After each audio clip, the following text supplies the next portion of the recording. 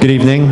In accordance with the provisions of the New Jersey Open Public Meeting Act, the Highland Park Board of Education has given adequate notice of this meeting by having published the date, time, and place of this meeting in the Home News Tribune and has posted notice of this meeting at Bartle School, 435 Mansfield Street, Highland Park, New Jersey. Mr. Soto, could we have the roll call, please?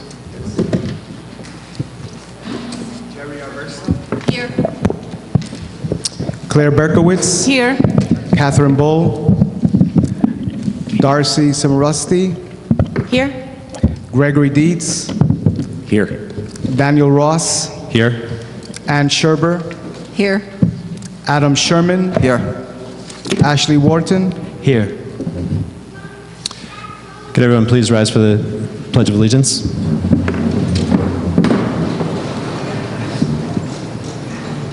I pledge allegiance to the flag of the United States of America and to the republic for which it stands, one nation, under God, indivisible, with liberty and justice for all. Israel, were there any communications? Tim? So this is the fourth meeting that we've been discussing this year's budget. Starting back in March, we started with what the proposed budget was going to be in order to send off to the county. And so we've had a number of different conversations as far as the potential tax rate, and then also looking for different areas where we can make cuts to reduce what that tax increase would be. Again, we had started with the vision that all students will be global citizens, have the skills and knowledge to be successful in an ever-changing world.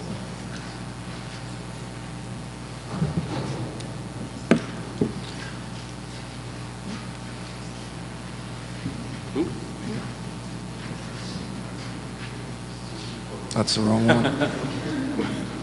Wrong slide. Yep. You want to get the right one up? No, this is What are we looking at? Brian. That's the wrong one.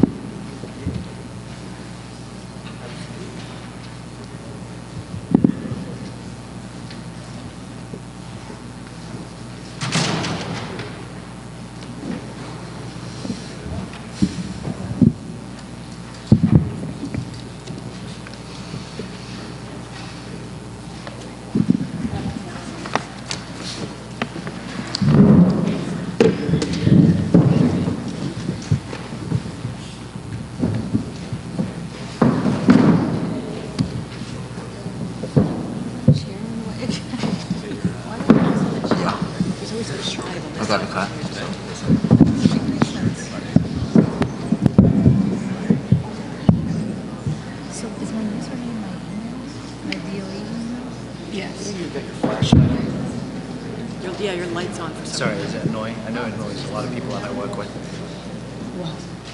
Go. Oh, I feel like does that work? Yes. Well, Siri, she'll usually do it for me. I just don't feel like I can. So at work, I'm in a meeting and someone will do that. You do, yeah.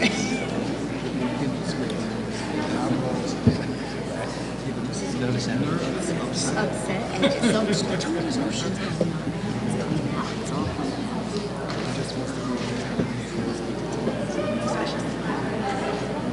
At work again, I'm going to fix the back.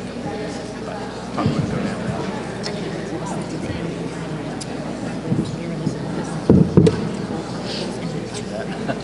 I don't go that far, but I do walk back down.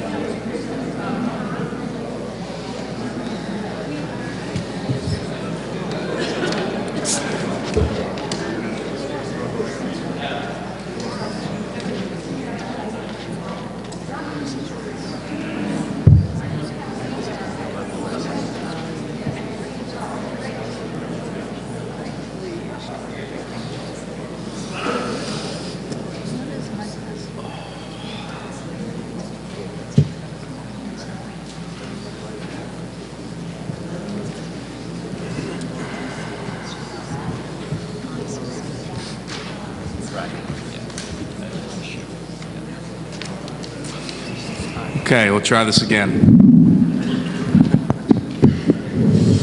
Okay, so we start by showing that over the past 4 years, when we're looking at going back to the fiscal year 11 budget, you can see that over this 4-year period that at Irving School, that the budget was reduced by almost $35,000 and was a budget decrease of 47.9% during that time frame.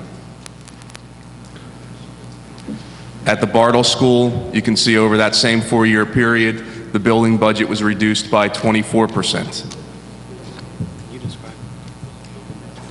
I'm sorry? What is the building budget? So each building has a budget for which it is that they used for the materials and to be able to support the classrooms within those buildings. That's the money that's allocated to the building that they determine how it's spent to meet the needs of those students.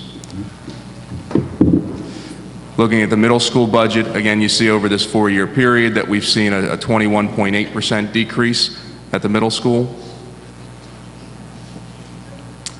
And at the high school, you can see that the budget was reduced $58,000 during that same 4-year period and represents a 26.5% decrease during that time frame.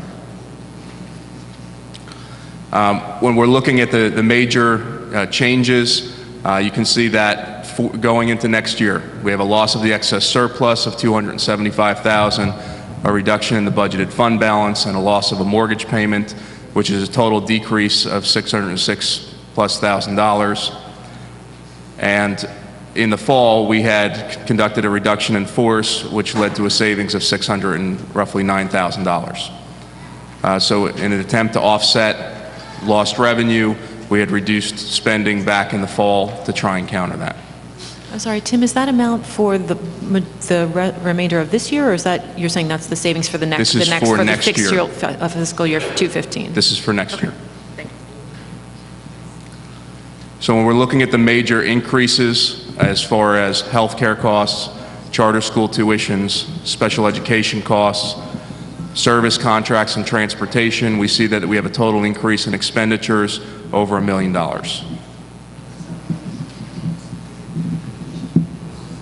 Can you just go into that a little bit? Go back.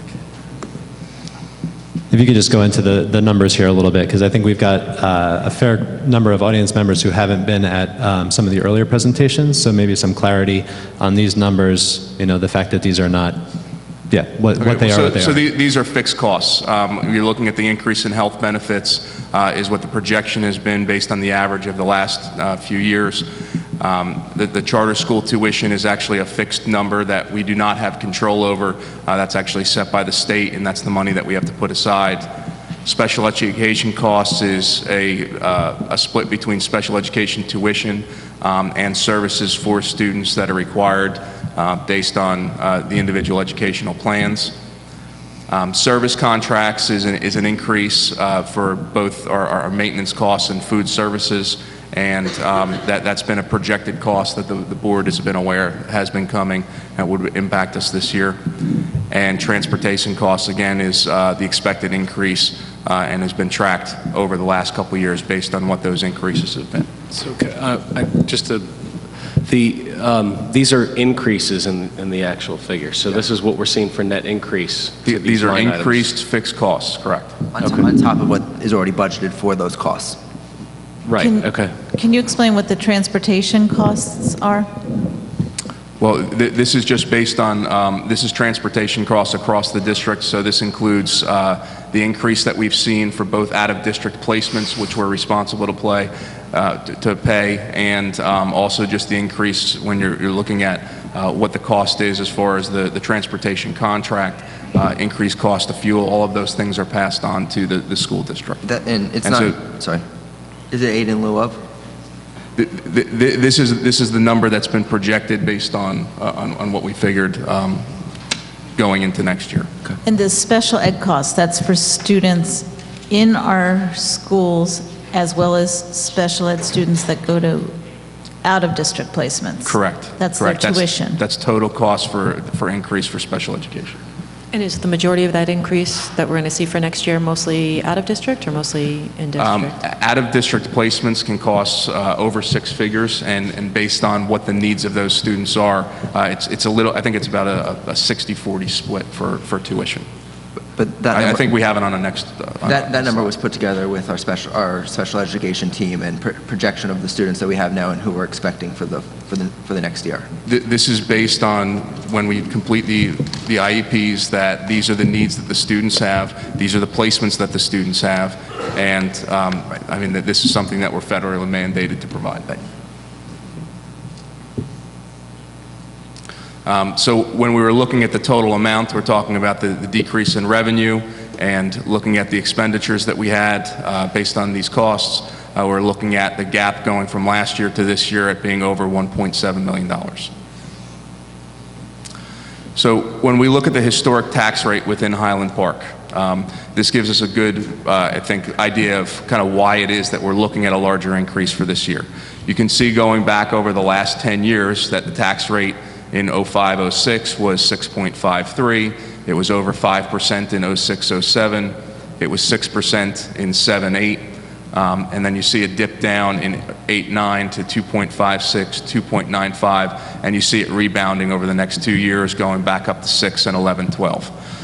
When you make that comparison and then you're looking at the last 2 years with the cap being at 2% and not taking advantage of the waivers based on healthcare costs and increased enrollment, you see that when the 8% is really offsetting the costs that have been obtained and the cuts that have occurred for the last 2 years. Could you explain the waivers? Or unless you're going to get to it? I'm going to get to that. Okay, I apologize. If we could just go back, actually, Sure. oh, I'm sorry, you had the 3-year averages on the Yes. next? Okay. Perfect. So when we're looking at a 3-year average, and you can see that from 6 to 8, it was 5.99%. You can see that this is actually not the highest 3-year average over the last 10-year span, that there's been a number of years, and right now with the reductions that were discussed at the last couple meetings, that would actually potentially drop us down below and make it one of the 2 or 3 lowest years as far as a 3-year average for taxes. The highest years being easily 6 to 8, 7 to 9, and then again, you can see 10 to 12. And if you look at the trend as far as the taxes, you can see that they were much higher and then drop down for a few years and then spikes back up and drops down for a couple of years. And you can see this is, not really as much of a spike as it would appear when we're looking at a 3-year average. But we have to keep in mind that, again, that this tax raise is to offset the fact that we did not have increases of over 2% over the last 2 years. What figure did you use for the 13-15, the 8.3? Projected. We used the projected number of 8.33 for the 3-year average for 13-15. And he's saying if we reduce that, the average will go lower even. Can you, Tim, just go back one slide, please, and just describe for the folks that are here what that 8.33% actually represents? As far as what? In terms of the services provided, in terms of those kinds of things. Well, let me run through the Sure. whole. Let me run through the whole thing, and then we'll. Yes, sir. I do have one more question on your last slide, though. You're kind of showing this trend of a little bit higher, down for a couple of years, a little bit higher, down for a couple of years. Are you then kind of presuming that that's the trend that we would see again? That if now we're saying we're a little bit higher than we have been the last couple of years, we would then experience over the next couple of years more of a dip where you wouldn't expect this high of an increase in the next couple of years? Yes. Again, and there's a slide that I'm going to show later which shows that if you had increased taxes a little bit over 3% over the last 2 years, you wouldn't be looking at anywhere close to where it is now. So it's talking about what the cumulative effect of those increases are and how it averages out over time.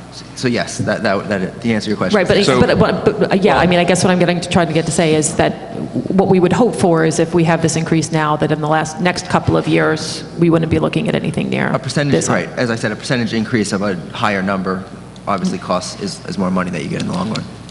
So if we're looking at, again, for the last 2 years, it's been kept to the 2% cap, and waivers have not been used over that period of time. And the waivers to the cap are used in certain circumstances. You can see in this slide you're looking at in fiscal year 12, there was an amount that could have been raised above the 2% cap. of over $186,000. So that would have been an additional 0.86 tax increase at that time. And you can see that the cumulative effect over 4 years of that tax increase, if taxes had not been at the 2%, but had been at 2.86, that you would have seen that that would have generated almost $750,000 more for the district.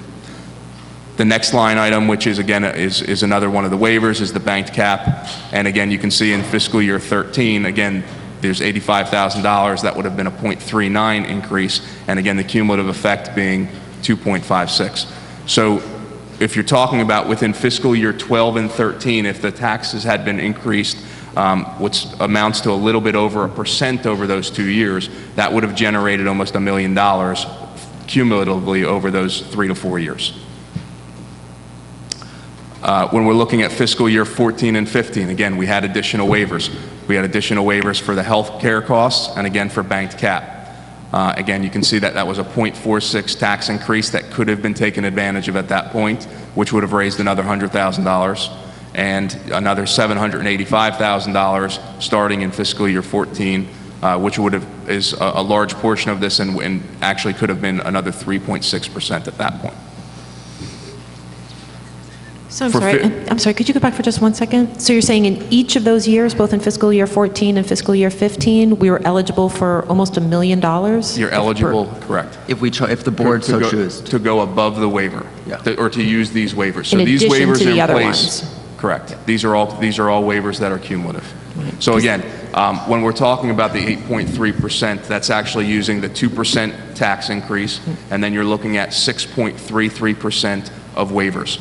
The maximum tax levy that could have been used is over 10% when you add it all up, based on the number of waivers that the state has given according to that. So we are not at the maximum tax levy according to what the cumulative effect of those waivers could have been, but these are the waivers that are given, understanding that these are things that drastically impact the school district. And I think something that you mentioned in one of the other meetings that I don't know if you're planning on mentioning tonight was that the district doesn't set these amounts. Like, we don't determine what the bank cap amounts are. The state lets you know what those amounts are. Right. So the state set the requirement of the 2% cap, and then they set these waivers, understanding that these are things that would drastically impact school districts. And so again, cumulatively, you're talking about over 8% of waivers that have existed over the last number of years, based on the increased enrollment, the banked cap, and health care costs.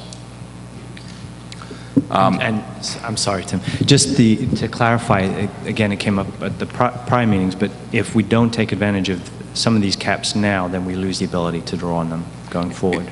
So it's on for the ones that we would lose are the earliest ones. So every year you would then lose the opportunity to access that waiver. And we can't use one without using the other. So for fiscal year 15, again, we had increased potentially from a waiver for banked cap and again for increased enrollment. So the numbers that have been provided for us is an additional $495,000 of possible tax increase based on the waivers and over $100,000 for the banked cap for the health care costs. When we're looking at, again, the cumulative effect, this is really the breakdown of what it is that we're looking at. You're looking at the bank cap totals being cumulative of over the 1.7, and this breaks down the percent tax increase, which is the equivalent of 6.33% of waivers, and then the base tax of 2%. And so that adds up to a total of the 8.33 that was proposed, based on maintaining all programming and compensating for the increase. So when we're looking at the overall expenditures, again, based on the reduction that occurred in the fall, you can see that the salary increase overall is only at 0.22% increase. And so we have a very level salaries, but that equals over 52% of all of the district's finances. When you add up the health benefits, you add up all of the other benefits associated with salaries and benefits, it's about 2/3 of the total amount for the district. When we're talking about, again, then tuition, so this is now looking at our charter school tuition, our special education tuition. You can see, again, what the increases are. You're looking at, of the $509,000 that we're talking about, as far as the total special education increases, $269,000 go directly to special education tuition. These are out-of-district services. What is other tuition? I actually don't know what that line item is completely. It's tied in, I believe, with state services. And now we're looking at the educational services, the district-wide support services, and again, you can see there's an increase as far as special education needs within the district. And again, this has to do with the programming that our students require that's listed within their IEPs. And you can see that that's, again, a large increase to serve students, to be able to keep them in the district, and to be able to offer those services locally as opposed to paying other tuitions for them. Utilities, maintenance, transportation, these are some, again, just more fixed costs that we have. Again, you can see that the large one is in the maintenance services. Again, this was a projection based on the contract, or going out to the contract this year, and expecting an increase in services based on the change in the services that are being provided, which is an almost 14% increase.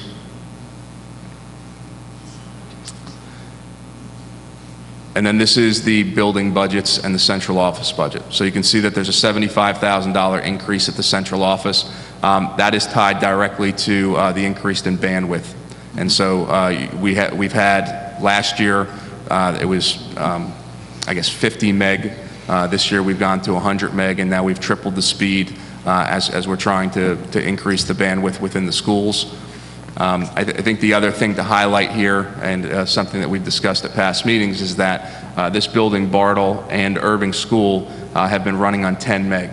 And so most of you in your homes probably have 10 meg that run however many computers you have, and we have half of our district that's right now running it for all of the students within that building. The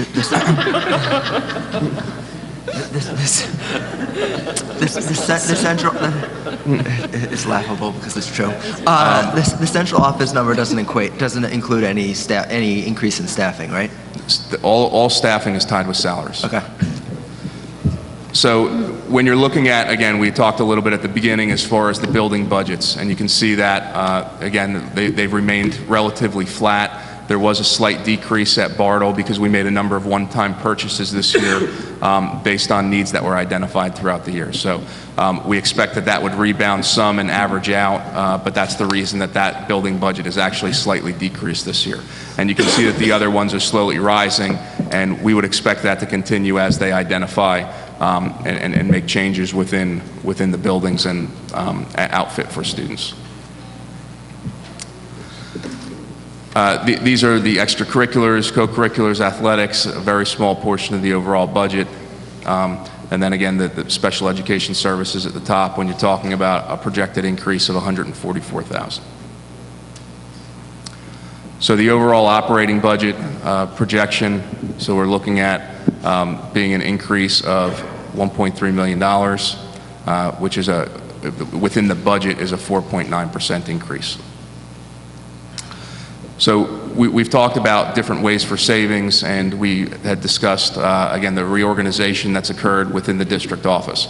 And so from last year's budget within the district office, we see that this year's projected is $354,000 worth of cuts, which is almost a 21% savings out of the central office. Okay, can you stop 1 second? I don't know if everybody understands this, because I think people have the perception that there's a lot more central office people than there used to be. Can you explain how that's not true? Well, we've not only cut staff in the district office, but we've also cut salaries of the staff in the district office. And so that's what the numbers come down to. You know, the conversation that has occurred as far as having 2 assistant superintendents, there has always been someone that was dedicated to curriculum. There has always been an assistant superintendent. And so those positions always existed. In addition to that, there was an additional director position. There was an additional secretarial position. Director of guidance. And so you're talking about 2 other FTEs, full-time positions that existed within the district that are not on there now. And so all of those positions, plus the breakage on the salaries of the staff in the administration, that's what the total is. So can you explain why we have 2 assistant superintendents? Well, so again, we had people that were working specifically with curriculum. The last position was specific to just math and science. And so with the needs that we have in the district as far as overhauling the entire curriculum, we hired somebody that was going to oversee that alignment to make sure that on a pre-K to 12 scale that the curriculums are aligned and that we have the resources, the professional development, and instructional strategies to support it. And before that, we had 2 people doing that. We had a math science supervisor and a humanities supervisor. Going back. A few years ago. A few years, going back a few years. So we have consistently consolidated those positions over time. I just think people wonder why we have 2 positions called assistant superintendent. But I know they're not paid. Well, if you look at other districts, you could look at some place like Metuchen, and they have 5 supervisors. It's not me, Adam. It's the public. Well, I think if you look at the trend around the state, the trend right now is because of the increase in evaluations that you see a significant increase in the number of administrators that are being hired. And so you don't have decreasing administrative costs, you have increasing administrative costs as they hire additional supervisors. And we've talked about that here, that we had a 100% increase in the number of evaluations that has occurred going from last year to this year.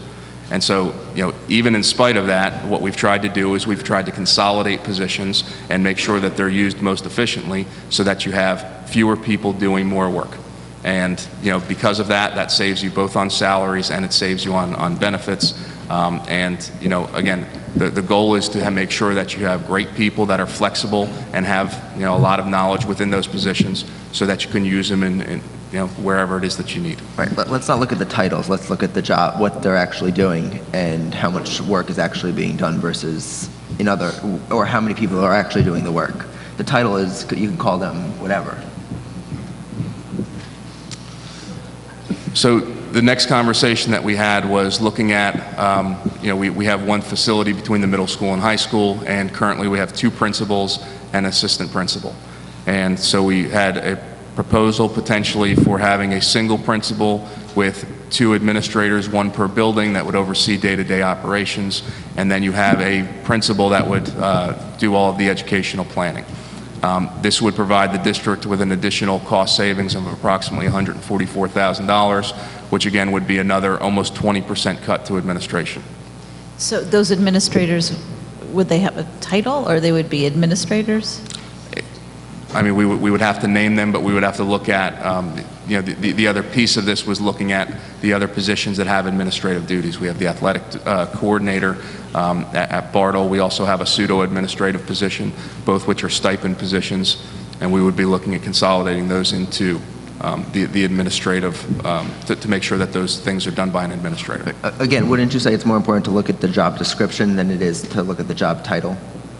Yeah, I mean, the title comes after the fact. You're looking to try and identify what jobs need to be done, how best to fit them together in an efficient manner, and then from that, staff accordingly.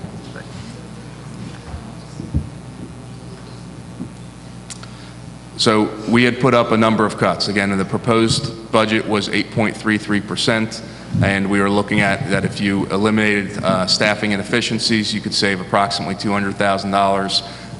We had discussed programmatically, we offer a double block of English at the middle school, and that if that was a single block, you would be able to reduce costs there, approximately $146,000. If you did the building reorganization at the secondary school, you again would be able to save approximately $144,000. We had increased the tech budget based on what we believed to be more appropriate as far as serving the needs of 21st century learners. And so if you were going to reduce that back down to $35,000, we had set it $150,000, which is roughly a 0.5% of the overall budget. That could be a savings of $115,000. The kindergarten paras is something, again, that was discussed very briefly. It was something that came in as a recommendation from a community member, and the board very quickly took that off. And we had discussed the last time around as far as gifted and talented, whether or not that could be done with a single position as opposed to 2. And so all in all, you were looking at, again, from the 8.33%, this is what was on the table, and then discussing which decisions the board wanted to make moving forward.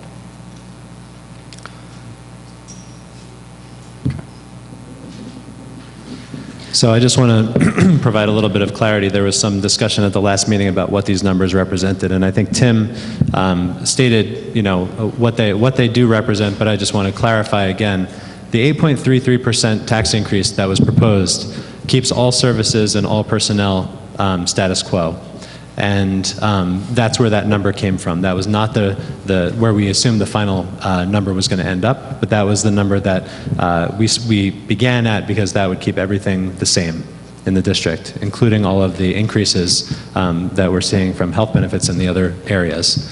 These 6 items were items that were put to the board as potential areas that we could look to save money. And obviously, any money that's saved ends up in a reduction in the tax levy. These 6 cuts are not cuts that are happening. These are cuts that were presented to the board, and the board's process and the process of having public comment and public input on this process is to determine which of these 6 items, which are the big ticket items, would we feel comfortable moving forward with in terms of the reductions and then the related cost savings. So I hope that makes some sense. At the last full board meeting, there was a discussion about these 6 items. The elimination of the kindergarten paras was taken off the table by the board as a cut that the board was not interested in making for a number of reasons. The status quo tech budget was a discussion that was a little bit more divisive in some way on the board. The overall general consensus was that with the deficiencies that the district has seen in the last number of years with regard to technology, that the status quo tech budget of $35,000 was not something that we wanted to, we would be basically sort of kicking the can down the road. It would be something that we would then have to find money to fund the same sorts of things moving forward. And so we felt that that was something that should remain in the budget. The elimination of the gifted and talented staffing was discussed. That $122,000 represents 2 positions, and the board discussion at the last full board meeting ended up with one of those positions being eliminated and one of those positions being kept, so that the gifted and talented program could still continue to grow, but we felt that with the student population in the district, one position was sufficient. The building reorganization represents the change from 2 principals and 1 assistant principal at the middle and high school to 1 principal at the middle high school and 2 administrators, which would be assistant principals or assistant principals with other duties. And that was something that the board thought very, very positively about in terms of moving forward, that it was something that the board at the last meeting recommended as one of the possible very good options for us. The elimination of the double block ELA at middle school is a change in programming from a double period of English every day to a single period of English in a day, and that would result in the reduction in 2 English teaching positions at the middle school. The board, without having sufficient information about schedule and the true impact that that would have on the students, felt that that was not a change that should be taken for the next year budget. And the elimination of staffing inefficiencies was the reduction of, I believe it's 3 positions based on efficiencies in the scheduling. And so we had a very lengthy discussion about those positions and what would result in the maintenance of those positions with regard to class sizes and other things. And the board felt confident that with the elimination of those staffing positions, that the district would still be able to offer a very high quality of services for the students in those particular areas. So that represents, as far as I understand, and you can correct me if I'm wrong, I think where we ended up at the last full board meeting. Did we agree on I don't know if we really agreed on the ELA. I think it was something that we did not have enough information. Right. We are now not going to have enough information, certainly by Monday. What we said was that because we weren't sure of what the scheduling was going to look like. Well, we weren't sure what the scheduling was going to look like next year, so we weren't prepared to to commit to either eliminating this or increasing math and science, or, there was, Just a quick summary. I believe Linda also indicated at the last meeting that she had looked at potential savings with contracts, and she felt that, I presume Linda is the person that prepares the budget every year and has done for many years, that she felt she was getting the best deal. She was putting forward the best numbers she possibly could around a lot of the contracts that we had. We're using as much we're using much of as many shared services as we can with at Services Commission, with the town, with other districts and other conglomerate purchasing agreements that we have. Under Greg's tutelage as the chair of the Finance Committee, we actually we started a review of all of our contracts, and and quickly realized that Linda had really prepared, good contracts over the years. I have a question. Actually, if I can just comment on that real quick. There was one question that was raised as far as refinancing debt, and the district just did that 2 years ago. And so somebody was pointing to other districts that had done that, and this district did do this 2 years ago, where it's not viable for us to do it again. My question is, about the reorganization at the high school and the middle school. I know that I personally want to make sure that the middle school stays and operates like a middle school. So I don't know how we assure that exactly, but that's a big concern of mine. Well, again, currently you have 3 administrators there. And so the major difference when you're looking at day-to-day operations and you're talking about what's done on a day-to-day basis is that you would still have an administrator there that would run that. And those would be those assistant positions. That's where, again, you're not necessarily cutting any staff out of the building. It's just, it was shortening the contracts, and it was changing the position to make them so that it was 2 assistants with 1 person overseeing, the instructional programming, and having 2 people that were, again, doing day-to-day the operations, working with students, doing discipline, attendance, and the things that can become cumbersome. So in terms of the ELA, I want to go back to that. As I said at the last board meeting, I don't love the practice of the double block English language in the middle school. I think it's a ridiculous amount of time during the day for students, or it's too much time during the day, not ridiculous. If we don't exactly know where the scheduling is going, can we still make those choice? Can we make the ELA change today and allocate that time differently? I think that was really, that's the question, is that, you're looking at if you just eliminated those positions, that's what you would be looking at as far as a cost savings. But if you're talking about, again, if we're saying going from 2 hours to, 90 minutes of math and 90 minutes of English, then you would be looking at a reallocation. You would need a decrease in English language arts as far as staffing. You would need an increase in math. Right. And can we do that with the present schedule? Yes. We could do that with the present schedule. Yeah. Yeah, that's one that I support moving forward. The change in the ELA. For me, that's something I would want to see come from a more instructional curriculum angle than a budget angle. I'd want to be hearing that from the staff and the teachers saying, we think this practice is no longer necessary, or...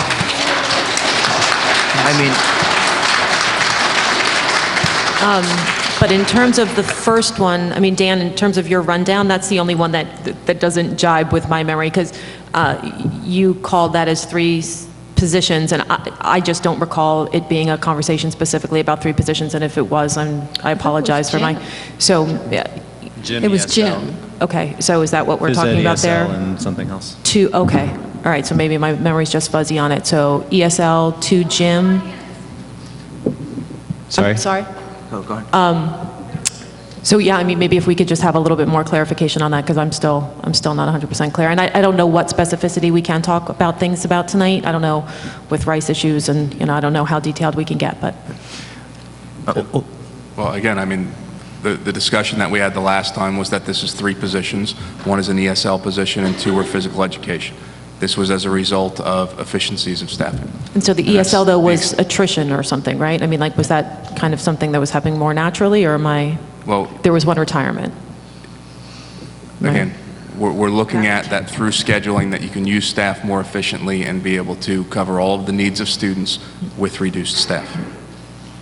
The back end to that, of course, is that if there is a retirement, then Just a comment on ELA, similar to one I made at the last board meeting. Before we take action there, I think we have a lot of work to do across the district in terms of the preparation of the students that are coming into the middle school. I think, I would like to see some work around curriculum and instruction that's the feeder to the middle school before we take such drastic action, would be my position. I think I think the discussion about the schedule is something that I'm uncomfortable with at this point. Elimination of those positions means that we're sort of being forced into something, and I don't know necessarily what that might look like. I think what I might be more interested in is, obviously we choose a schedule for the best instructional purposes, and then if it turns out that there are too many English teachers in that particular rotation, we find out other ways to use them, and staff it in that way. So my sense at this point is, without enough, I don't know that there's enough information from my perspective to feel comfortable moving forward with that change. I feel like what I've heard English teachers at the middle school say, if I'm correct, that they don't like not seeing the kids every day, which is what happens in the rotating schedule. So I think when they have a double block, they at least do see the kids every day. So I would like to know from the English teachers what they think makes the most sense as far as the length of time.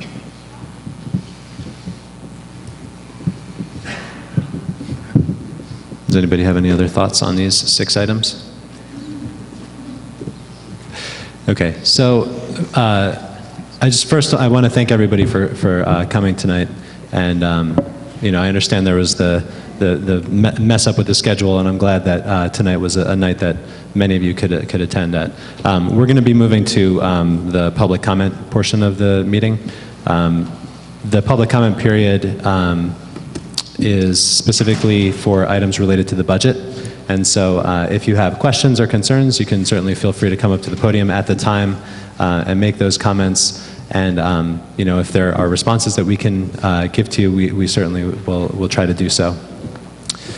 The Highland Park Board of Education welcomes public participation and has reserved this time for your comments. I'd also like to make a motion to limit public comment to 5 minutes. Second. And Israel, if you could just do a roll call, please. Jerry Aversa, Yes. Claire Berkowitz. Can you use the microphone, Israel? 5 minutes per person or 5 minutes? 5 minutes per person. Thank you. Jerry Aversa, Yes. Claire Berkowitz, She just stepped out. Go ahead. Catherine Bull, Yes. Darcy Kamarusti, 5 minutes I can live with, yes. Gregory Dietz, Yes. Daniel Ross, Yes. Ann Sherber, Yes. Adam Sherman, No. Ashley Wharton. Yes. Okay, so if you've got any perspectives to share, any thoughts for us, please feel free to come up to the podium. When you do so, please state your name and your address, and also please write your name and address in the ledger that's available at the podium. Israel, there's a ledger up there. All right, everybody. Yeah, it's over here. You can just either walk, to the microphone. Thank you. Should we move the screen back so people can see? Well, the projection's on there, so. You want me to document who I am and where I live? Yep, name and address, and then state it publicly, and then. Okay, I'm Joyce Leslie. I live at 501 South First Avenue here in Highland Park. So I have a few questions, and I don't think they'll take 5 minutes.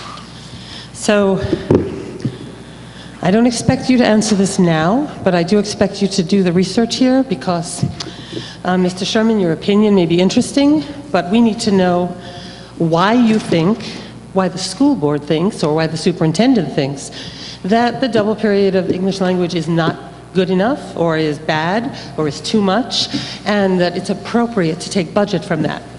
Because as I think Darcy Simarusti mentioned, we need to know from the teachers, but also from the research community. Why did we institute that? Do you know why we instituted that? I do know why. We instituted that to address the needs of students in the school who were not passing state exams. Have we helped that system? Have we not helped? What is the situation from a research perspective, from a practice perspective, from the teacher's perspective? I really hope that you can make that available. So, As I said, I think that's a comprehensive question. I don't expect you to be able to answer it now. I'm happy to answer it, though. Okay, but I would rather see the comprehensive answer. This is for the superintendent. You asked me my opinion, so, you know. Okay, No, go I on. said your opinion was interesting, but this is what I would like. I would hope that you would be polite and do that. Okay, Mr. Capone, I would like to understand why now, suddenly, we are so behind financially that we have to look at so many possible areas to cut. Because we were rolling along here, and I wasn't hearing any cries from the school board that we were in deep trouble or in deep debt. And I know that when I spoke to you, I went up to you personally at one of the earlier meetings to understand what you needed the money for. I found out that there was yet no plan for curricular change. There were yet no orders for new books. And I do not understand why the serious trouble. I mean, from a very detailed budget perspective, we need to understand, I have been on the school board, I know how the budget works, you have to document everything. What happened? Why don't we have enough money? Where did it go? So I think a lot of people are here and want to know that.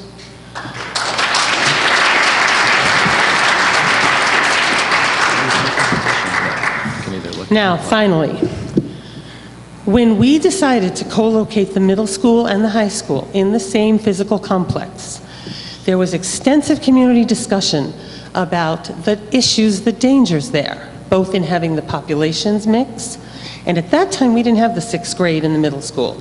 Now we do. We have 12-year-olds, 11 and 12-year-olds, in the same building with 18-year-olds. So there was a lot of community concern about mixing those populations, and there was a lot of concern about having leadership that was supposed to take care of both. And we had promises and commitments to keep them separate. The physical design of the building and the design of the periods of the day kept them separate. And to say that this is an area where we can easily save money, I think is again to ignore a whole lot of data, research data, experience data, data from your own administrators. The concerns of middle school are different from the concerns of high school. The policies and rules that you must have in high school can be much too harsh for middle school. And you must prepare middle schoolers to be happy to come into high school. You can't scare them and tell them that they're high schoolers before they're ready. Now, I am not speaking just as a community member. I am a parent. 3 of my children went through this school district, at least partially. I am a teacher. I am a graduate student in education at Rutgers. I know what I speak about from a research perspective, a practice perspective, and a parent perspective. And I am hoping that you can provide substantial answers. Thank you, Joyce.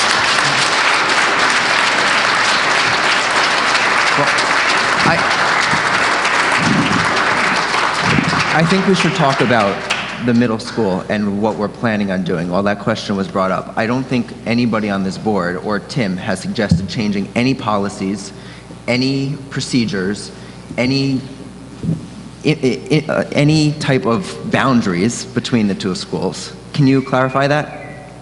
Yeah, none of those have been conversations. We're just, right. We're just talking about how it is that you staff it. So the fact that that's being brought up is not being brought up by the public is not something that we're considering, and we can shut that down right now.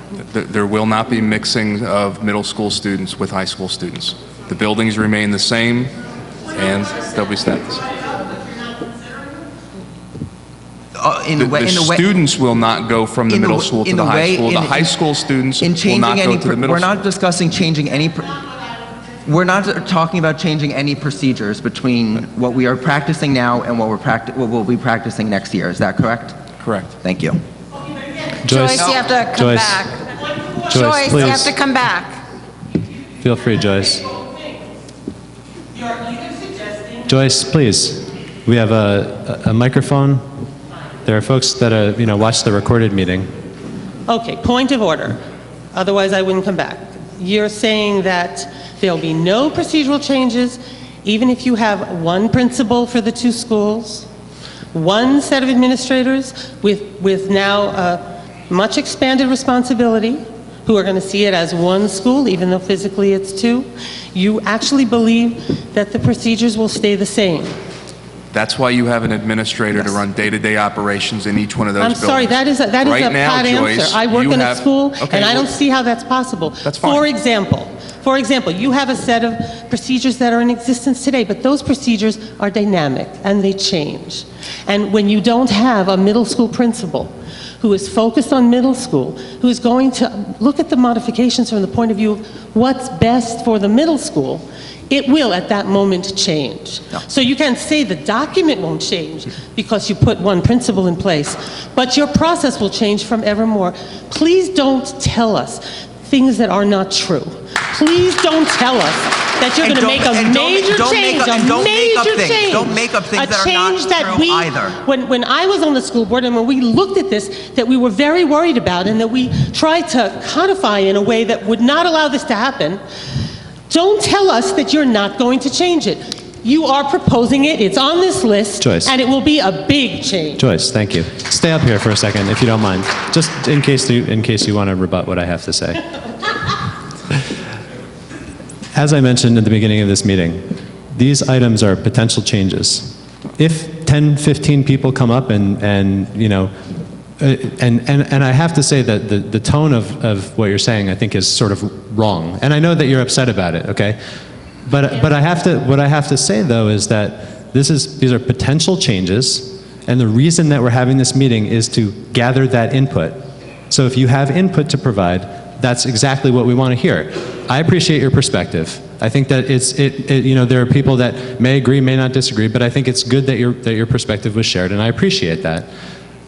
For everybody else that's here, please understand, right? These are not done decisions, okay? When I gave the overview of where we were, that was where we were, right? We have not yet set the final budget. We have not yet made those final determinations. So I thank you for your comment, and I appreciate your perspective on this. And I'm glad that you brought that information to the board. Joyce, Okay, well- Joyce, wait. I just want to make sure that you understand that there will be a middle school-specific administrator who will be in the middle school all the time. We're not suggesting that the entire building or the entire two buildings is going to be run from the office in the high school. That's not what will happen. I just want to, I get that. I just want to make sure you understand that as part of this reorganization. Okay, so I don't understand exactly what that administrator's total job is. I don't know what the title is. It will be middle And- school and- specific, though. There Okay, will be so- somebody in the middle school who will So not the- be shared with the high school. Okay, so that's a little speck of reassurance there, but I just want to respond to what Daniel said. Look, I'm sorry if I sounded upset. I feel very strongly that, it's not just that my kids have graduated and have moved on. It's not just that, I'm not on the school board anymore. I live here. Sure. This is my town. Yes. And, if the schools don't do well, the town doesn't do well. We all feel the same And exact so way. we all, we're all here We're all in the because same of boat. that. Right. And I have to, forgive me, but I'm a little disappointed that you didn't come with more of a considered set of suggestions with the data behind the ideas that are here. I know that, I've done your job, so I can speak to you this way. When you present difficult choices, you need to present what's good, why you want to do it, not just the money, but why it might be okay, and also what we lose. That's the only credible way for the community to understand these things. Do you have As they are, it's just a list of things that are frightening. do you Thank have you. a, And I I'm think sorry. now we should expand it to. Yes, thank you, Joyce.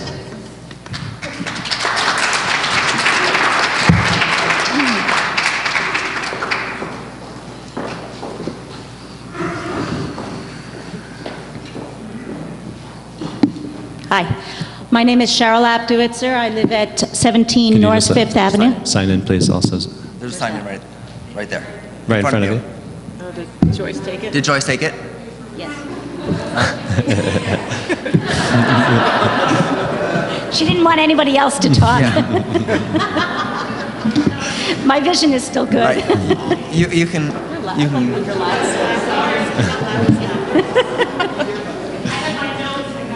No problem.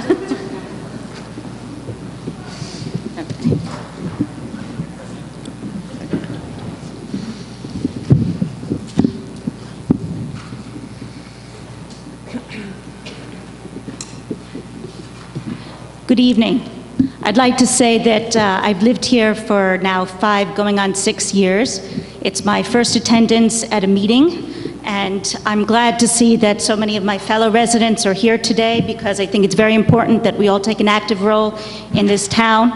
The reason I'm here tonight, even though I have 4 young kids who I left my husband home with, is because when I heard through the grapevine, actually, which is an issue I'd like to discuss, that there was going to be an 8% increase in our taxes, that perked my ears up to make the necessary arrangements for my family for me to come out here and say something. First of all, I do want to ask the board and anybody else who has control over this issue that in the future there should be more publicity for this type of meeting. There was no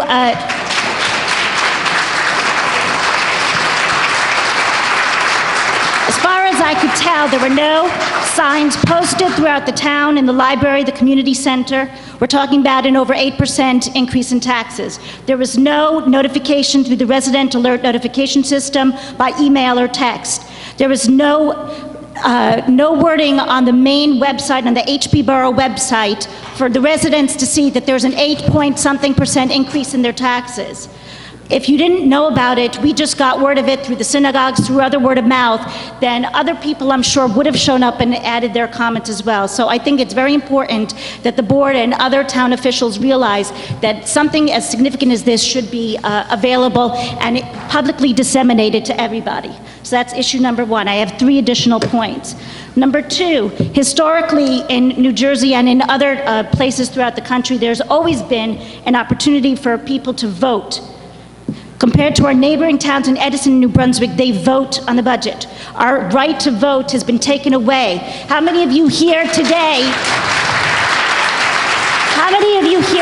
by show of hands, thought that by coming here tonight you were voting on whether or not this was an 8% or a 0% increase?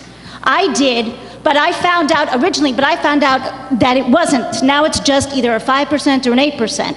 So that's not that much of a difference, but it's still a big difference. We are all struggling in this economy. Every little penny helps, and to save or to spend, and we are all tightening our budget. We expect the Highland Park School Board to tighten its budget as well. The items listed here, as far as I can tell from all the slides that you presented tonight, are not actually the big ticket items. The big ticket items, from what I saw earlier, are the health care costs. With all Obamacare and everybody else cutting costs in health care, why is there no savings for health care? That's issue number 1. Why is this not an issue to be discussed? Number 2, one of the biggest issues is special ed. I don't understand why there's very little discussion on cutting that in special ed.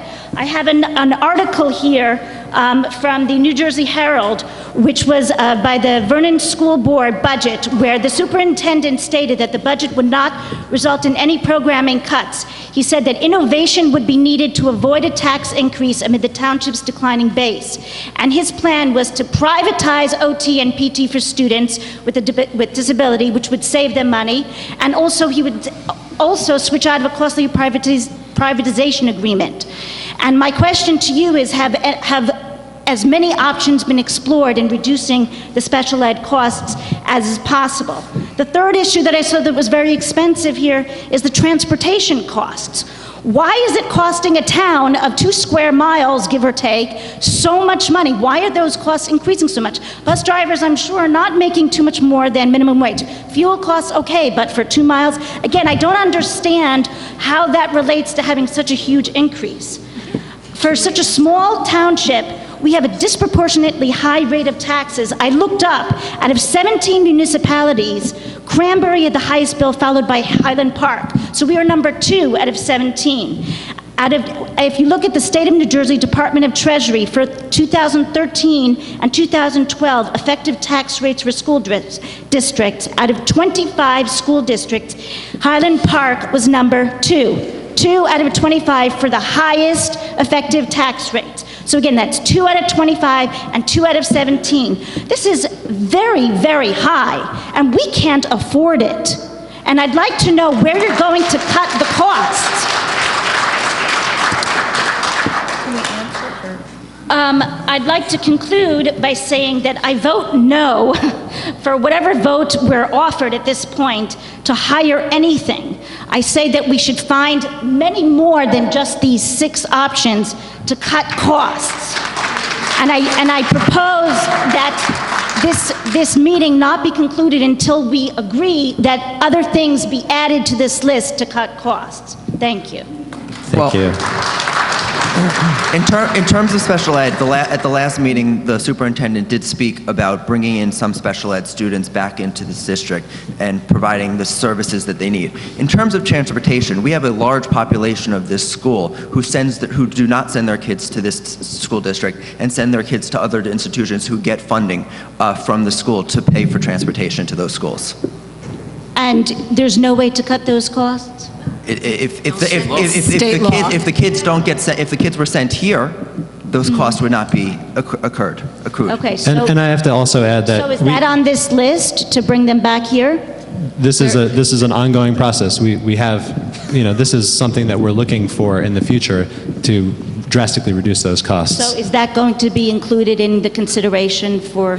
We have, for parents that decide to send their children to private school, or for parents that have opted for out-of-school, out-of-district placements for special education, okay, those are the costs that we're incurring. Yes. It is not driving kids within a 2-mile square These are all, radius. we actually, 4 years ago, cut courtesy busing within this district at a savings to this district, and there is no more busing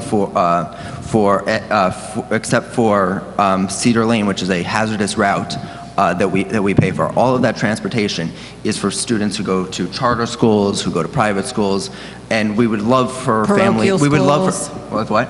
Parochial schools. Parochial schools. We would love for families to be sending their kids here, and that's how we save that money.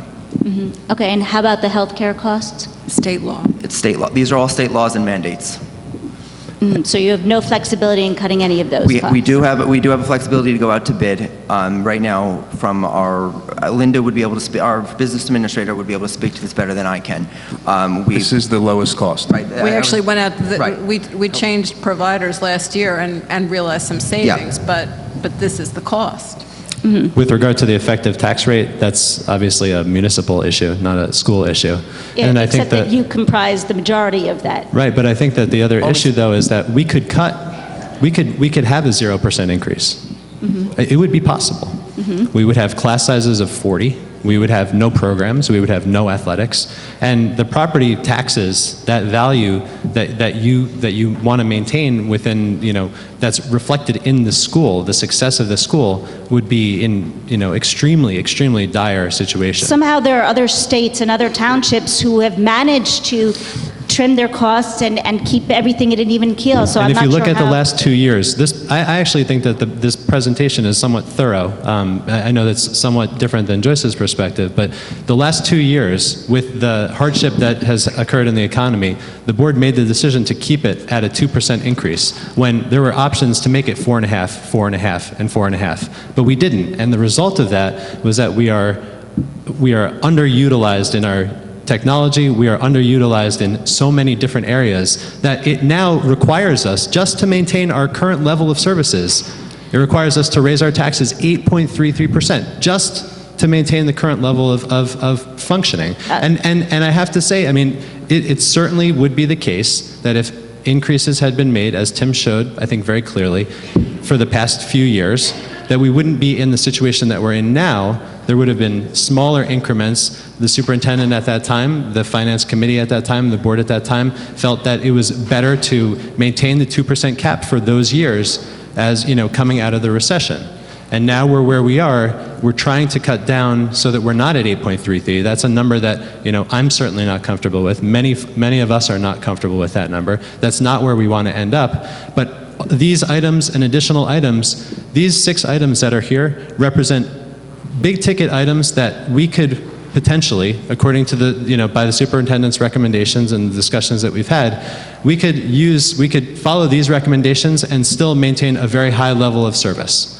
We actually disagree in some respects with some of the recommendations, and these are not, these are potential recommendations or potential areas that could be, reduced. We don't want to make this, we don't want to make the decision to go to a 2% tax increase What we here on this board, what our purpose is to provide the best level of service for our students that we possibly can, within reason, obviously, but to provide that service to those students in an educationally sound, effective manner. It is certainly the case, and if you would like to speak on this, it is certainly the case that we could cut down to 2%. And at an earlier budget presentation, that number was another $1.4 million above this or something like that, right? Well, is there anything in between? I mean, I think everybody here would be interested in at least a discussion of whether it's 2% or 8% or the range in between. And I think that's perhaps I did not clarify that point. When we were talking about these 6 items here, right.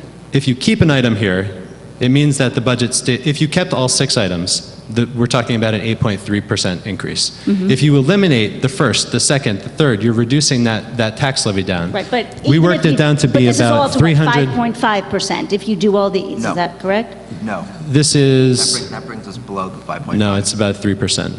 It's about 5-ish, 5%. Right, It's so we're about still 200. at 5%. Right. So there are potentially other areas that we could explore to bring it below 5%. Is that true? I think, in theory, yes. This is the 4th budget meeting that we've had about this. I think we've discussed Well, you know what? those. A lot of people are working very hard. We've discussed those items. I think that, and what we're taking the recommendation of the superintendent to not do things like increase, make it pay to play for athletics, for example, which is something that we could do. Right, we could make class sizes 30 by reducing, let's say an English teacher and a math teacher at every level. Why isn't that something that's up for discussion? Because we have a very diverse population, and we are not. I am personally, as a board member, not willing to have that. Our school population is. Can these things be put on here for people to talk about that you're bringing up now? My understanding is that that's why we're having this meeting, is so that folks can discuss these. I only see 6 things here, so you're bringing up a few more. I'd like for everybody in the audience here to have the opportunity to see all of the ways that we can cut it down. Everybody here is struggling as it is with their pocketbook. Yes. And we expect you to act financially responsible Indeed. with our money. It is our money. It's our money as well, and we That's feel the right. same exact way that you do. And we balance this too. My property taxes are going to go up by X amount, just as yours will. And that's something that's a tough pill to swallow. The question is, where's the balancing point? We can cut, or we can maintain services, or there's somewhere in the middle. Well, and we believe, based on the last 2 years, and I think that the 3-year historic tax increase is a very telling telling piece of information. If you look at, let's say that we end up at around 6%. Okay, 6% with the previous 2 years is 10%. You're talking about 3.33%. The slide is there. Okay, 3.33% would be the second lowest 3-year tax increase since 2009, 2011. And I think that, if you look at the information more than just as an isolated year, you can see that there's been a large cumulative effect of the last 2 years, which has now put us in the position that we're in. But historically, the types of increases, the overall effect of the increases, is not out of line and is in fact much lower than the increases that have occurred in the last 9 years. With all due respect, I think all of us here don't have accounting backgrounds, And our eyes kind of glazed over when we saw all of these numbers, which means that all of these past years of increases or decreases in percentages, what it means to us, bottom line, is I don't really care what happened over the last 9 years, quite frankly. I care what's going to happen this coming year for my budget. And it's not percentage. It's that I'm going to pay $1,500 a year more. It's $1,500 a year more. I don't care about percentages. I care about my dollars. Now, you may think, oh, it's such an admirable thing that it hasn't increased that much. That's in percentages. That's not in hard dollars. Our dollars are the ones that are being spent here, okay? So it doesn't, I don't really care about the past. I really care about the present right now. So we can take that chart and put it away. Right now, I want to know technology. I grew up, my parents grew up, their parents grew up, and everybody grew up somehow without all this bandwidth, and they got a fine education. And I understand it got a very big chuckle here that the schools don't have the most advanced computers and Wi-Fi and the system and everything else. You know what? Everybody has it at home. Not everybody.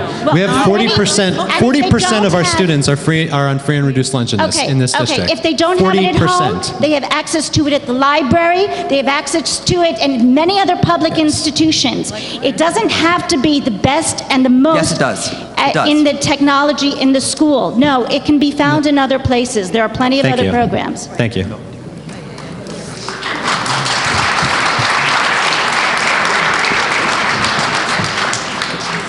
Good evening. My name is Josh Przansky. I live at 141 North 10th Avenue here in Highland Park. And if you take 1 second, just write my address down. Thank you. First of all, I want to thank you for moving the date of this meeting from Passover till tonight. As you see, this is a hot button issue in our community, and we appreciate the opportunity to come here and speak to you about it. I want to commend you, first of all, for wanting to do what's best for the children of this township, of this borough. I commend you for it, and I want to let you know that we, too, want to do what's best for the children of this town, because like someone mentioned before, a strong public school system is a strong community. And I don't think there's anyone here sitting in this room that doesn't want a very strong public school system. So we commend you for doing what's best. But there is a reason. There is a reason why the state legislature instituted a 2% tax cap across the board, across the state.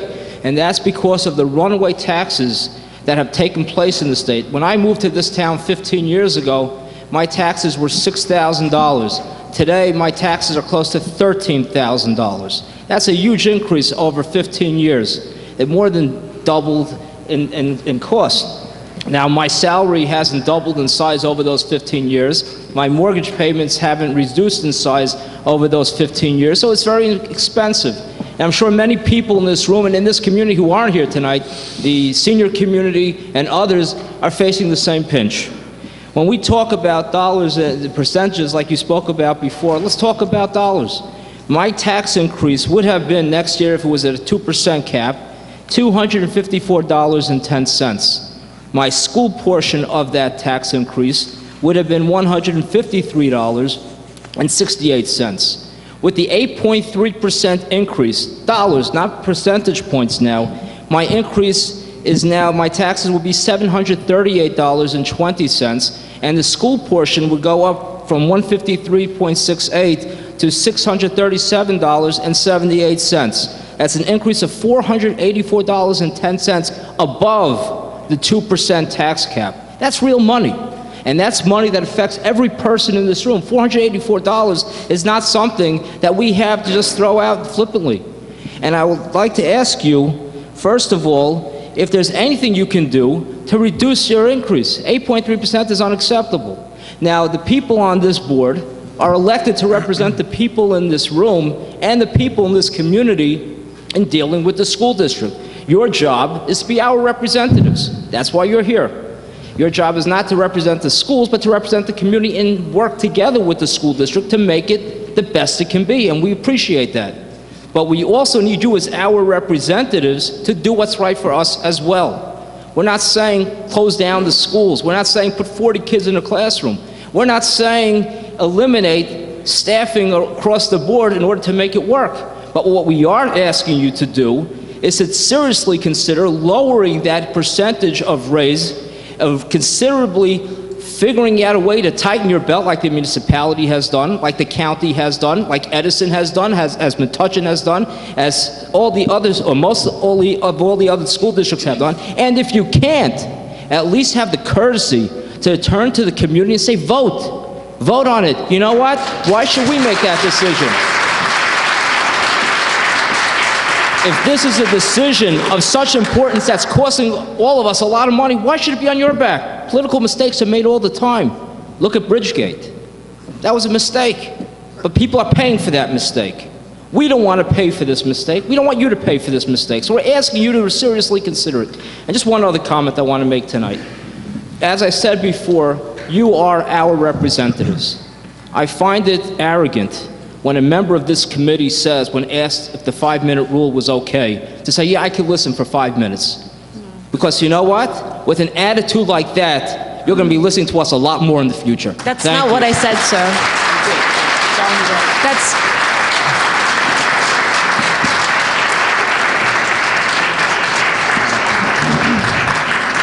Sir, I just want to clarify for you, in the past few meetings, the board has restricted comments to 3 minutes, and I voted no every time because I disagreed with putting a limit on public comment. 5 minutes I thought was slightly more reasonable, so I could agree with that. But in general, I'm not in favor of time limits, and I do very strongly believe that every member of this community should have the right to come up to this podium and speak their mind. So thank you. Thank you, Darcy. Can I say something? Ann? I want to just make sure everybody in the audience realizes that none of us want to pay 8.3% either. Okay? So I want you to all realize that. Right. So the question is, how much collectively are we willing to pay more? Excuse me, The Josh. 2%, and to add that further, the legislature did put a 2% cap in, but they also put in they also put in waivers, and because they knew that a 2% number is an arbitrary and ridiculous number. And I think if you'd like to make comment, please feel free. You can respond to anything that any of the board members say. I think that the other issue, right, I mean, the 2% number was put in and a banked cap number was put in, right? I think that shows sort of an elision in the real feeling about the idea that 2% is really sufficient. The other piece of this, of course, is that state funding for education has dropped dramatically. And if the schools were funded properly, we wouldn't be shouldering this burden on our own backs.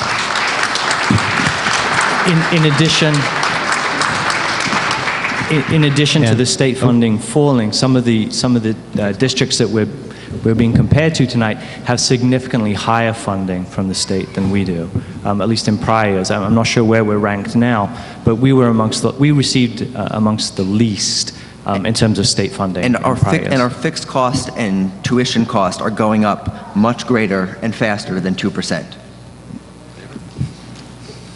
Hi, Ann. Hi, good evening. Ann Gowan. I live at South 2nd Avenue. I have a child at Irving and one at Bartle. Normally when I come up here, it's in sort of an oppositional capacity, I feel. Today, I want to say to start out, I support our schools, and I understand that the average tax increase for your average Highland Park homeowner is about $550 under the 8.3% increase. Am I getting that right? It's in the neighborhood of $550. Yeah. Something like that. I may have the numbers slightly wrong. I want to say I'm happy to pay that. I'm not happy. I'm willing to pay that amount, but I want to see some more numbers. I'm wondering, can we get an itemized budget, something that's more formal, like the user-friendly budget that comes out later in the process? It's posted on the website. Oh, it is? Yeah. Oh, I apologize. User-friendly budget. I did not know that. Okay. The user-friendly one's up on the website. Yeah. Okay, that's the one with the significantly more itemization of this? Oh, fantastic. I apologize. I was not aware of that. No problem. I wanted to say in response to something I heard from the community, I hope no one here thinks that privatizing OT and speech therapy is going to save us a huge amount of money. I have a child with autism, and I'll tell you, there is one OT that works at Bartle and Irving, Ms. Frayne, who is a treasure of the community, really. I don't know if she also works at the other schools. I'm not sure about that. But she is stretched incredibly thin. And, you know, she makes a public school salary. She does not make what she could make in private industry. And I tell you, when my kid was having OT, I mean, it was like 15 minutes a week. Chop, chop. That was all she could do. That was all she had time to do. I mean, I think we are saving money big time with Ms. Frayne. And frankly, I would pay another $50 to have an OT so that it could be shared a little bit. Same with the speech therapist. My son sees Ms. Farhi. You know, she is way overwhelmed. Ms. Podobecki also. I mean, there are kids at that school with autism that could really be using more services, and they're not. So, I mean, I know there is a big increase this year. I don't know what it's due to, but it's not due to the incredible salary that Ms. Frayne is making and Ms. Farhi is making or Ms. Podobecki is making. I just would like to make that clear from the perspective of someone whose kid is using those services. They are minimal. I mean, we appreciate them, but they are, you know, bare bottom, the least that my kid can get away with. In terms of other items to cut, I agree that there are other items. I'm not in favor of cutting special services. I do think, I want to say this with all due respect for Michelle Callis as a person, because I know she is a career educator. I know she could be making more money somewhere else, and I have no doubt that she's devoted to our children. But we had a 98% vote of no confidence. I hear things from teachers, you know, not gossip directly to me, but I hear that there are problems. I don't see a lot of satisfaction with the curriculum proposals we've had from her. I suggest that we cut that position next year, frankly. Again, with all due respect to her. I realize that you guys are not here to hear my individual complaints about Ms. Callis, but you know, this is someone who was supposed to be the principal over at Irving until we got a new principal. I haven't seen her there. Where is she? Is there someone there in charge at Irving? I see Mr. Soto, and I appreciate that, you know, oftentimes at pickup, but I'm just wondering whether we need this particular position. The only other point I would make, I know most of the talk tonight is going to be about reducing the budget increase. I would be curious to see how we're going to achieve the staffing efficiency increase by getting rid of an ELA position. I'm sorry, English as a second language. ELL, yeah. Yeah, that's what I'm trying to say. My experience with my children in Irving and Bartle is that there are a lot of kids in those classes that don't speak English, and frequently someone comes in the middle of the year that speaks only Chinese. I'm just curious. I would like to hear, maybe presented on the website or somewhere, what the plan is to deal with that with one fewer staff member. I mean, if we're talking about someone who's already retired and we're already doing it, I'd be curious to hear that too. That would make me feel a little more reassured. But I'm very skeptical about that plan, although I realize, again, it is a very small part of the decrease/increase. Thank you very much. Thank you, Ann.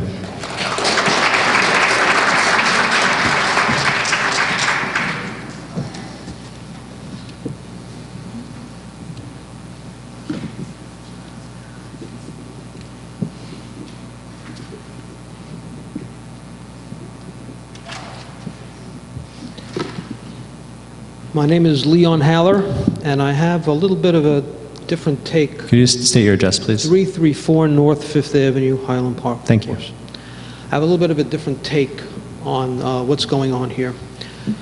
I read the newspapers a lot, and I think Highland Park should copy New York City's campaign to tax vacant land as regular commercial properties. It's unfair that developers get to hold on to assets at a reduced tax rate until they decide if and when to develop the site or flip the property at a substantial profit. The site on Cleveland Avenue and the site of the old Y on South Adelaide, these properties should be taxed at full rate to relieve the burden of increased taxes on homeowners.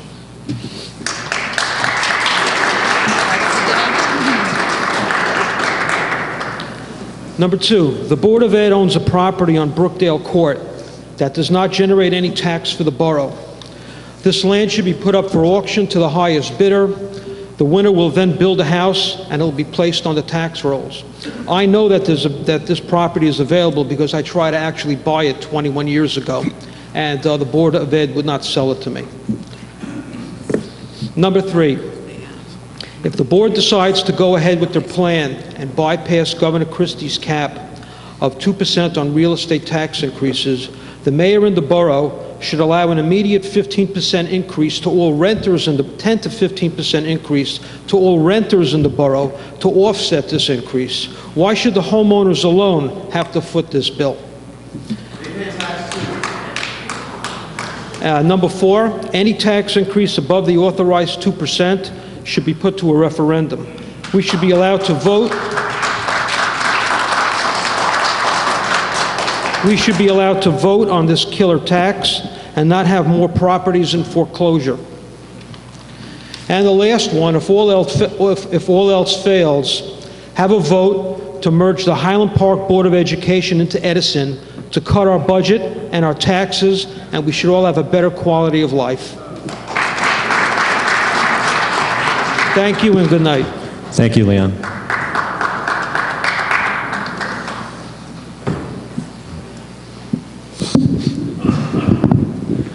Jake Lighton, 256 South Fifth Avenue. You could sign in on the ledger. That would be great. Thank you.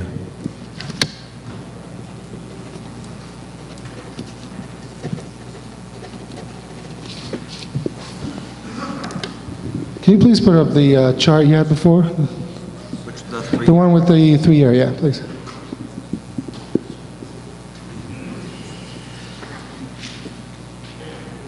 Okay, so as part of my job, I've had to do a lot of presentations, put numbers together. Just want to point something out to everybody. So the point you made, which is a true point, is that the 4.11% is much better than, for example, 5.99%. That's true. There's just one problem with that statement. This is really bad. Isn't that good? Neither is the second to highest one.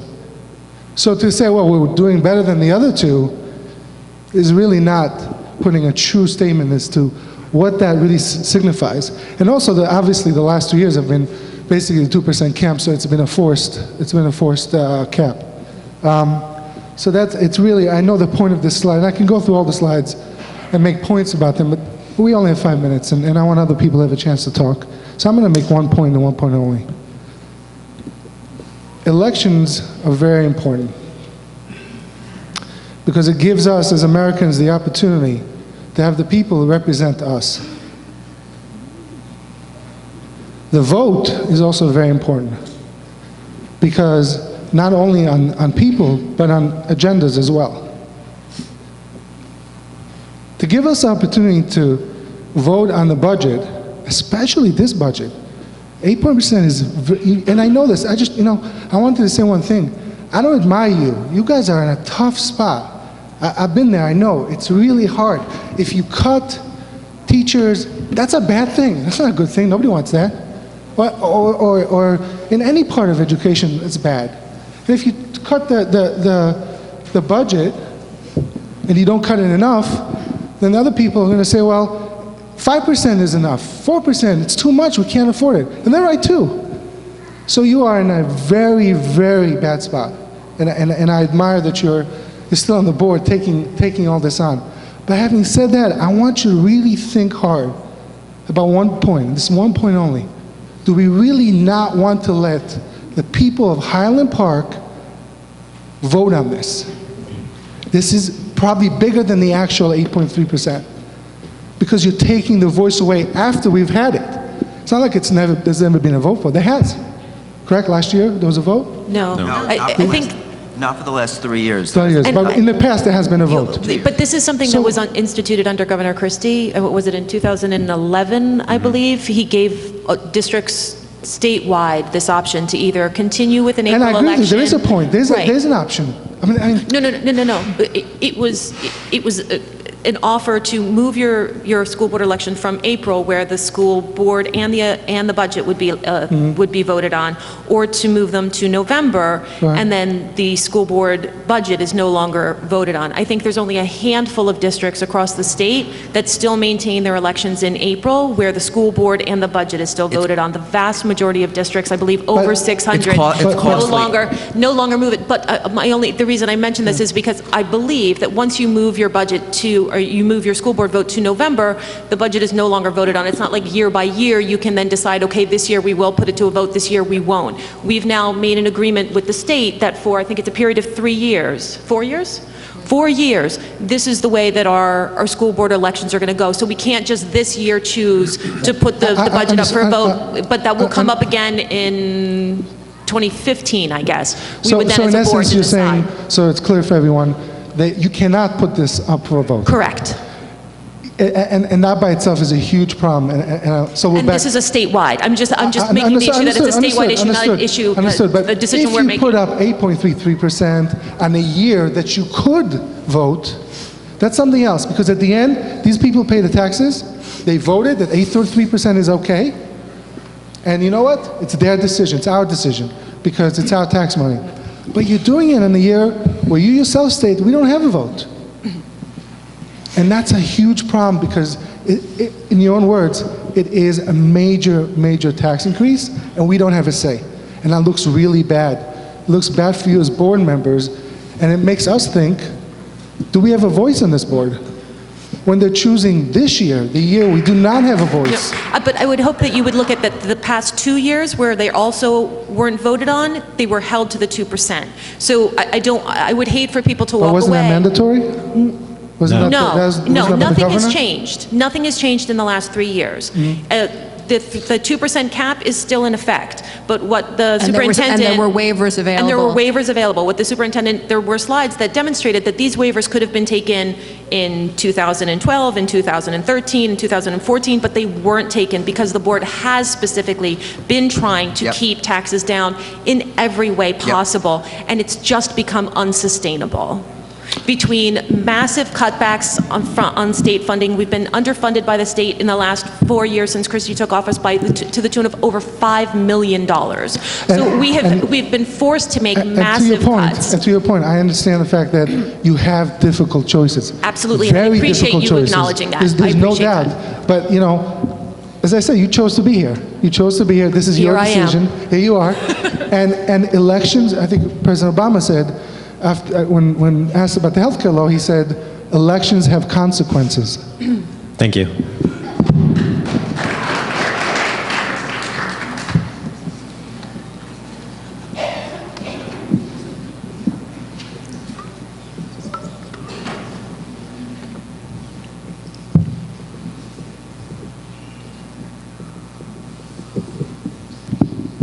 Hi, I'm Hava Friedenreich. I'm a resident at 62 Grant Avenue. I've been a resident of Highland Park for 5 years. Well, I'm a resident for 7, homeowner for 5. And I've been an educator also for 7 years. So I speak with the utmost respect for the things that you do to try and make our schools the best we can for our children, because it is a tough job even under the best of circumstances. There are just a few points I'd like to make. First, it was your choice to eliminate our right to vote on the school budget. That was not mandatory. You chose to take it away. We didn't choose that, and I wouldn't have chosen it, because I think it's very important for you to view our, it's great for you to sit up and say we're going to increase taxes 8.33%. I'm not getting an 8.33% raise next year. I'm not getting any raise as a teacher. So where's that money going to come from? You know, it's not, you should be accountable when you're making that, and you should be advocating for us for the smallest increase possible. I understand increases happen, but it should be as small as we can possibly do. 2 other questions that I had. First, if you look at your goals as a district, goal number 3, to promote our schools and programs to the broader community. To achieve this goal, we will explore potential alternate revenue streams for the district. If you need more money, there are other places to get it besides our pocketbooks. On your list of things to eliminate is a status quo tech budget. Tech is an area where there's so many opportunities with grants and donations. All right, you can have a status quo tech budget and get new computers in your classroom too. All right, I was driving my little CRV down, Route 1 with $30,000 of equipment that I borrowed from Princeton. There are opportunities to get things in your classrooms without making the residents pay more for it. So I would like you to please look into that as not just raising the taxes is the only option for finding more money. There are other opportunities out there, and that's on your list of goals and should be a high priority. Finally, I would like a response to this, please. One number that's going up very rapidly that other districts aren't having the same problem with is that you're spending more and more money toward charter school tuitions. That our residents are choosing not to send their kids to Highland Park schools. They'd rather send them somewhere else. What are you doing to keep those kids in our district, to meet their needs within our district, so that we aren't throwing $500,000 out the window every year? Well, there's a few things. The first thing is on the slide that showed the possible decreases in the budget. We provide paras in kindergarten, which is a second teacher in each kindergarten classroom, which drastically reduces the student-to-teacher ratio. We could eliminate those, but then we would be talking about a 22 or 23 to 1 student ratio to teachers. We feel that that's a position that was added, I believe, 2 school years ago, and that is something that we believe actually has a very significant impact on students, parents' interests in sending their kids to the public schools. We are also working on completely revamping the curriculum. There's been basically no significant curriculum writing done in the past number of years. We now have an assistant superintendent who's brought the Common Core and Understanding by Design. As a teacher, I'm sure you know about both of those. And she is, the kindergarten through 5 English language arts teachers have purchased new materials that they'll be field testing in May, that they'll be then implementing come September. With charter schools, we also have the sort of sticky issue that we have 2 charter schools that really pull students from our district. One of them is a Hebrew language immersion school, and there are a number of students that go to that school that are not students who had previously attended public schools. And so it's, in many cases, it's not students who attended public school here and then were drawn out by the charter school. It's students who never attended the public school at all. And as residents, obviously, they are entitled to attend the charter school, and that's a part of the bill that we have to pay. Hatikva has been trying to expand its operations. It's, what was it, 6, 7, and 8? Was just, they made the application, thank you, to expand to a 6, 7, and 8 school, a K through 8 school. That was denied by the commissioner. As a board, we're very glad that it was denied, because we know that if it did expand, we would be looking at another $300,000 or $400,000 or $500,000 that we would be paying out. The billing for those charter schools is not set by us, it's set by the state, and the state takes that money off of the top prior to it even becoming part of our budget. So the charter schools, if we could have a, massive town-wide movement to bring all of our kids back to public schools, that would be wonderful. I think that we have taken steps at the early grades, and this is where really the draw comes from, and we believe that those steps, providing adequate services. If you want to talk about, again, going back to some of the previous speakers, the kind of cuts that would bring us down to 3%, 4%, right. We're talking about really significant staffing decreases, And when you have the option of trying to lottery into a charter school that has an 18 to 1 student-to-teacher ratio, and because of cuts, we've had to cut kindergarten teacher, first grade teacher, kindergarten paras, et cetera, and you're looking at a 25 to 1 student-teacher ratio, or potentially even higher. I think that even makes that charter school, avenue more enticing. Hatikva actually has a 2 teacher per classroom for every 20 students. Right, so exactly. There are advantages that some charter schools may be able to offer that as a public school district we just absolutely cannot. We can't offer a Hebrew immersion program. We can't. Why not? For a K to 12 district, where would the money come Again, from? this Well, if you're spending $500,000 to send kids to schools, and the majority of them are going to Hebrew Literature program, hiring one Hebrew teacher is a lot cheaper than that. We do have a Hebrew teacher in the high You school. have one Hebrew teacher at the high school who teaches very part-time. Right, but it's to accommodate the children that chose to take The interest level for that program Right, was but not the point is that 400. the kids are leaving your district and we're paying for them to leave. I don't have the numbers in front of me, but I believe what you posted on your website in terms of the numbers for Hatikva was, I believe, 17 students, and 4 of them had not gone to Highland Park Public Schools previously, but the other 13 were kids who were actively enrolled in our schools and chose to leave because their needs were not being met. I can verify the numbers, Yeah, I don't but believe that that's you're saying true. I'll double check the numbers. Yeah. I'm No, sorry, my but smartphone's each dead, year, but I was I think- looking at them yesterday. No, but each year there's a certain number. It may have just been 4 new ones this Right, year. but if that you're came. losing a few kids every year because they're not happy, that's a problem, and you need to figure out the why. program starts in kindergarten, so there are certain families that start there Right, in so kindergarten those are- each year. So I mean that it's But a choice. I think as a recommendation, I think that is something that would be worth exploring and having the conversation. The question becomes, is the budgeting for that position, and then how it is that you draw those students back. Okay? How do you make sure that they're still not making that choice, and do we have enough of a population that currently desires that within the district to justify it? Well, I think that's some legwork that you as a board need to do. I think that's fair. I think that, and again, from an overall perspective, you have a need that's been identified at the high school level. Okay, I don't know that in recent times that it's been identified to be needed at the middle school or at the elementary level. So it's certainly something that we can talk about, but that's an additional cost of how it is that that capture them and bring them back. Right, we have had do the those parents even know about the changes that you have made? We've talked about before that the interaction with the community is not the greatest.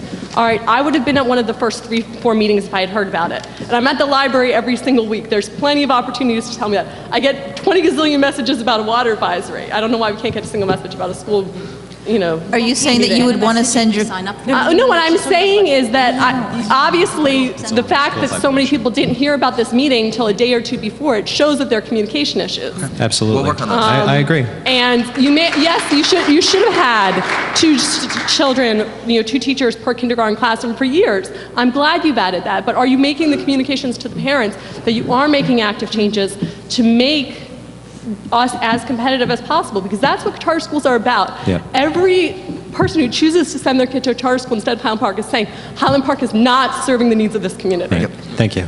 Can I ask you a question? Are you saying that you would want to send your kids to the Highland Park Public Schools if there was a Hebrew immersion? It's really not relevant to me. My kids are young enough. I'm going to get stuck paying daycare no matter what at this point. But I'm saying is my kids aren't going to go to the Highland Park Public Schools at this point because they don't meet our needs. And I don't like paying $10,000 a year in taxes when I can't benefit from the school system because they don't care about me. But you chose to live in Highland Park. I know, because there are things I love about Highland Park. I sit back there, I'm like, okay, if I buy a house in Edison, it's this many dollars in taxes versus this many in Highland Park. I like walking to the library. There are things that I like about Highland Park. Yeah. But every time you raise taxes, at some point, and am I going to be able to sell my house and move somewhere else? When you're raising taxes so high, that makes it harder for people to sell their homes if they want to get out. I understand. Thank I don't you. want to pay it either. I would actually love to have this conversation with you moving forward, especially to have, if there are parents and, community members that would want to send their children here if we had a program, and we can identify them and then staff it appropriately. Indeed. Thank you. Yeah, thank you very much. Good idea, Tom.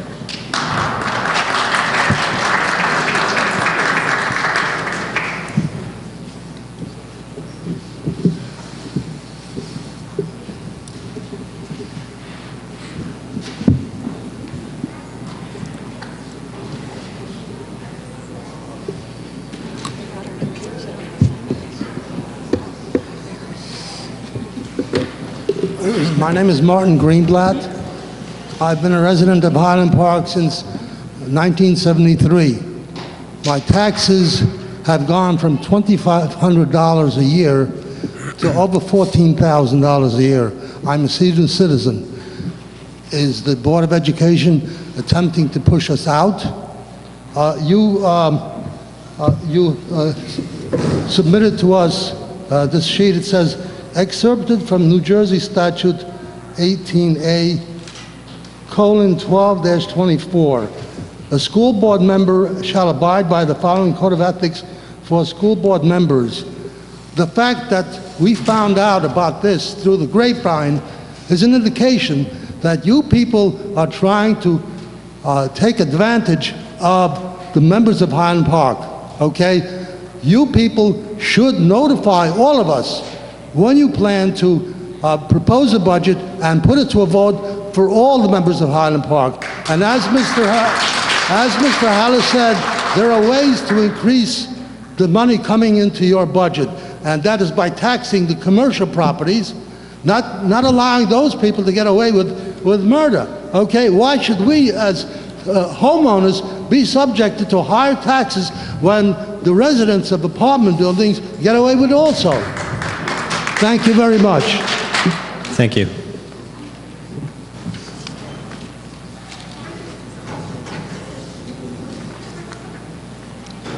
Hi, Jack Moskowitz, North 10th Avenue.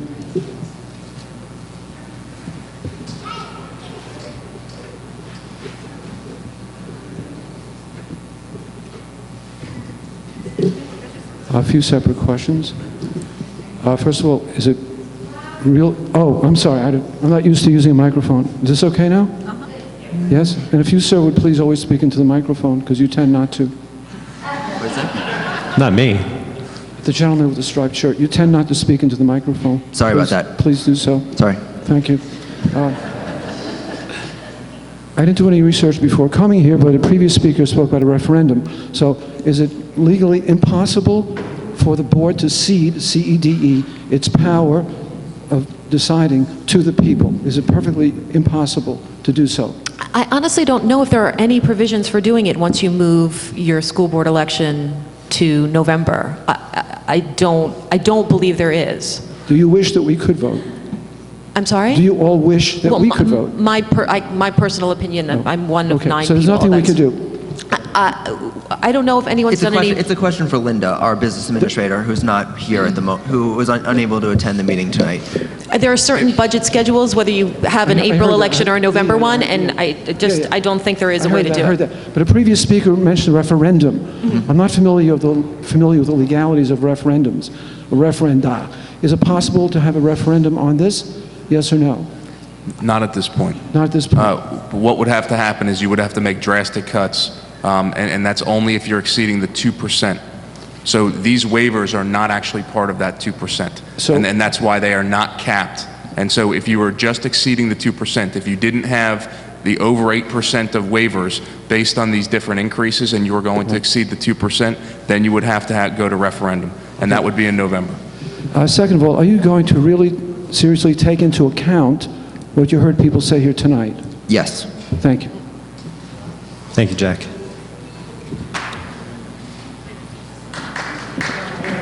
Oh, well, let me go.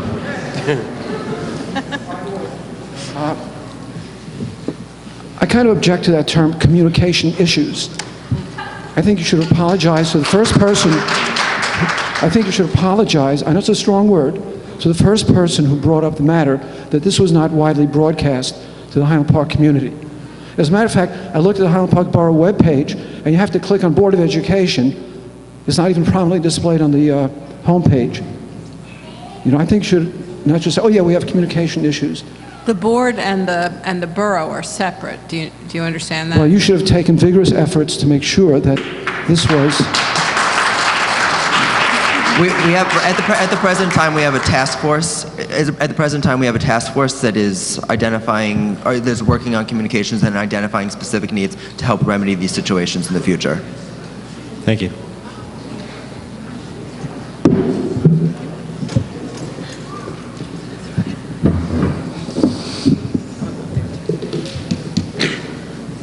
Hello, my name is Gabe Trevor. I'm a senior at Highland Park High School. I live at 66 Grant Avenue. Just about the budget, these are just two ideas I have for possibly reducing costs. The first is about bandwidth. Mr. Capone has commented on the how we have a lower bandwidth than would be preferable, and I've heard things, I don't know if these are true, that some other districts such as West Windsor get a much better rate for their bandwidth, and obviously West Windsor is a much larger district, so I was wondering if maybe we could look into bidding for that to get a better rate for bandwidth. We did, right? Isn't that the E-rate? We just went through a bidding process for... Okay, That's the if I'm E-rate. mistaken, okay. Yeah.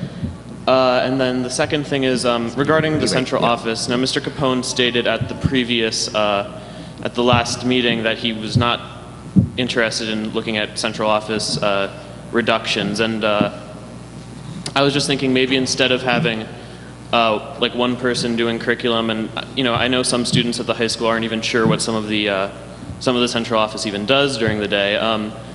Instead of that, perhaps having senior members of the staff, teachers in the various districts, perhaps just giving them a stipend to oversee curriculum, as opposed to having us. Because I know teachers don't even recognize Miss Callis. I don't know how often she's actually meeting with these teachers, and I know teachers aren't satisfied. There's a 98% vote by the union that she wasn't right for this district. I know you're smiling at me, but it was your hire and your idea, and you need to take account of that. Okay? It's not funny. Okay? And if the staff doesn't approve of someone who's supposed to be telling them what to do, then there's a serious problem, and it's not just a communication problem, because that's the easy way to get out of this. The problem is that the person you hired to do that isn't doing it adequately, and there should be other avenues to look at, and not just refusing to even entertain those notions. She makes over $100,000, and that position, if that's not serving the needs of the teachers and serving the needs of the students, it needs to be seriously reconsidered. Thank you.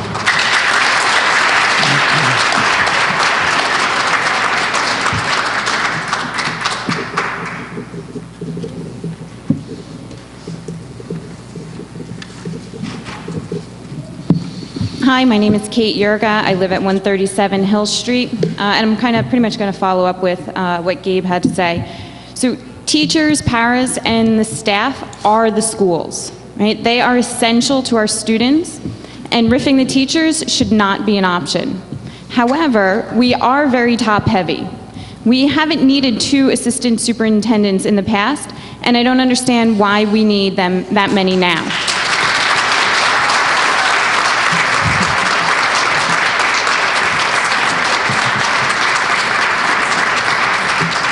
Particularly since, as Gabe brought up, Michelle Callis has received a vote of 98% vote of no confidence from the teachers. Okay? How can we consider cutting staff when you haven't even considered reducing central administrators?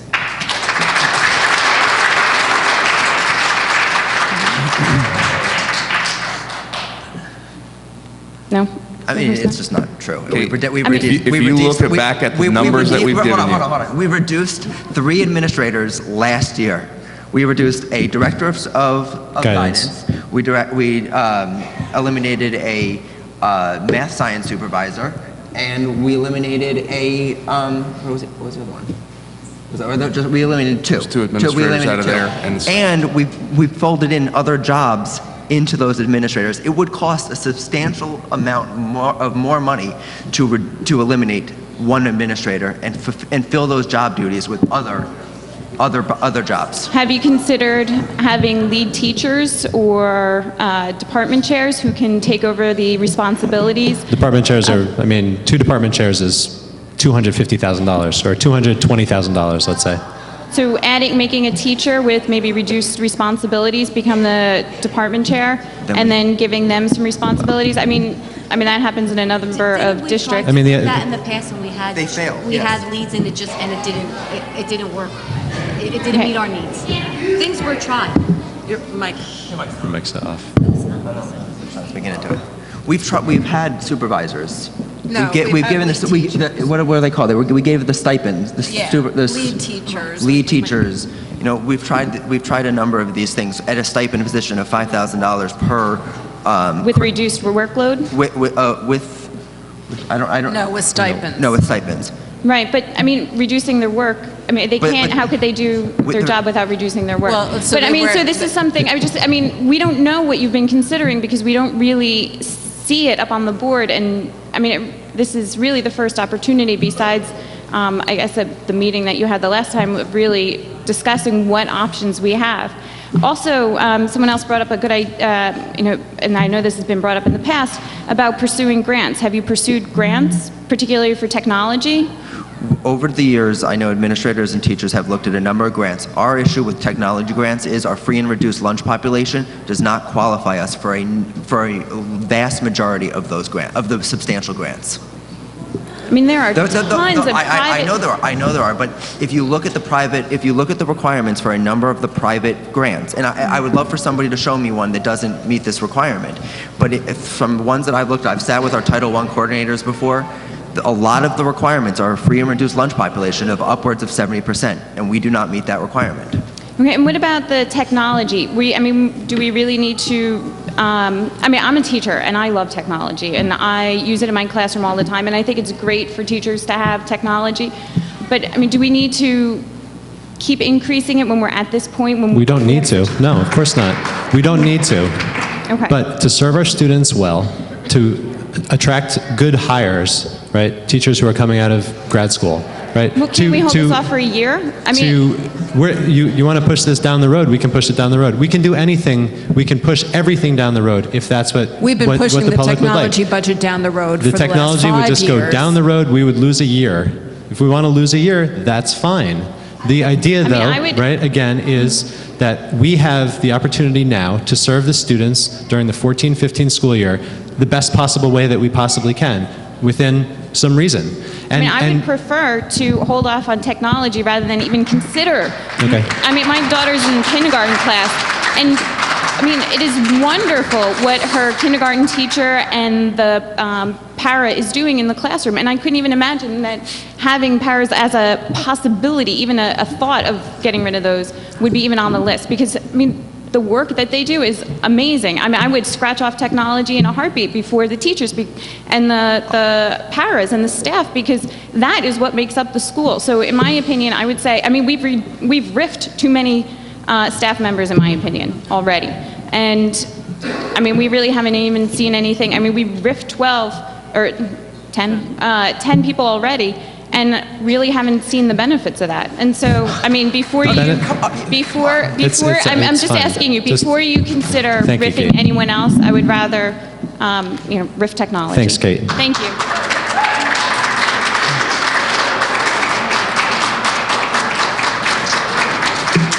Let's just leave it. Good evening. My name is Stanley Benzel. I live at 109 North 9th Avenue in Highland Park. I think we all have the same goals here. The superintendent, chairman of the board, and all, they want to provide excellent education for our students. The question is, how much are we going to spend to educate the students? The number you showed is $26 to $27 million is the expense of the school board. And I don't know how many students we have, but if we have 1,000 students, that's $26,000 a student. If we have 2,000 students, that's $13,000 a student. Can you tell me, what is the number of students that we have? Do you know our per pupil costs for each school, generally? No, but we have, I think the number we last reported was 1,609. 16,000? 1,600 students. So that comes to around $20,000 a student that we're spending. With special education costs and all. I'm telling you, your total budget is about $20,000 a student. And it's much cheaper for elementary students. You're not spending anywhere near that amount for elementary students as you are compared to high school students. So do you happen to know how much are we spending for high school students? We don't have that broken down on a per pupil basis based on the fact that it's tied up in salaries, it's materials. It's not broken down in that way. But I think we can assume that it's at least a half for an elementary school student as opposed to a high school student. No, it's probably somewhere in the $12,000 to $15,000 range, depending on the schools. It's actually done as a weight, like a elementary school student is considered like 1, and then you increase from there, like K to 5 is 1, and then I think when it's middle school, it's like 1.16, and then for high school, it's 1.50, something along those lines, but it's not, Well, we're spending about $20,000 per student is the number. That includes everything. How much are other communities spending per student? Other communities in New Jersey, how about private schools? Where do we stand? Where are we benchmarked in how much we're spending per student? Our cost per student is very comparable to, for example, Metuchen, which is a similarly sized district. My guess is actually that with the exception of the former Abbott districts, the spending per pupil in Middlesex County is probably within a range of $4,000. I mean, we're talking about a budget that's 90% fixed costs, and that's where that money comes from. Do you have an idea how much it is in a private school, how much they spend to educate their students? Some less, some more. Some 12, some 25. Yeah, so we're about 20. So it's about $20,000 a year per student. And this is comparable with other communities. Yes. Yeah. I had another question. As far as the students who are attending the Highland Park schools, what do we do to verify that they are Highland Park residents? We did that recently, didn't we? Well, we do that continuously as students move in, when you get mail back, or, I mean, there's different ways that you would come across it, but, I mean, they have a verification process when they register. What do they have to do when they register to verify that they're Highland Park residents? They have to demonstrate either where they're renting, or an electric bill, or a piece of mail with their name on it. But you could have several students living in, saying that they're from one person, and having many people coming from that area, from that one person. I'm not sure what Is it for the students, that each student, that the responsible person, where that person is living, has to demonstrate, has to sign something that says that this student is living with me in Highland Park? Yes. You do have that? Yes. That they have to sign something? I don't know what you mean. I mean, if they have to live with their legal guardian. No, I'm not saying they have to live with their legal guardian, but they have to verify that the person who is saying that they live with me, is verifying that they are living with me and signing that they are living with me. There's a verification process. I'm not sure what this is related to the budget, but if you could. Because if you have other students who are the residents of Highland Park, it raises the budget. We've actually been very successful in identifying students who are not Highland Park residents and sending them back to district. We've done that. That's always been a concern. That's what I'm asking. We have been very successful at that. And a few years, I think we did it district-wide, where everyone in the district had to re-register, so. Okay. Thank you very much, Stanley.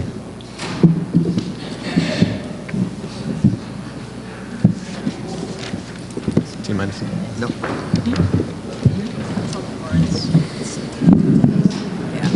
That's the problem. Hello, my name is Alan Kluger, 115 North 10th Avenue.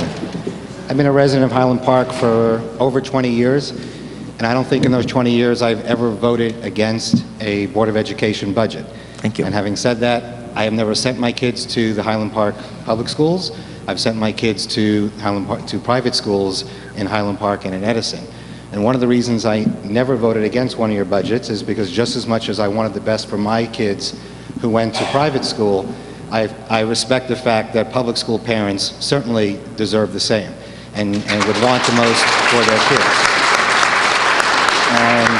And I've always felt that in the past that the requests from the Board of Ed for increases were always reasonable. And that is why I always voted in favor of the Highland Park budget. So my questions today are more about making sure that I'm comfortable, hopefully other people as well, you know, that what you're presenting tonight is reasonable, and that you've done your homework and you've, you know, kind of sharpened your pencils. And I apologize, my first question, I came late tonight because of a planning board meeting. I don't know if you discussed this earlier. Is there a requirement that you must vote on or pass your budget next week? Yes. Yes.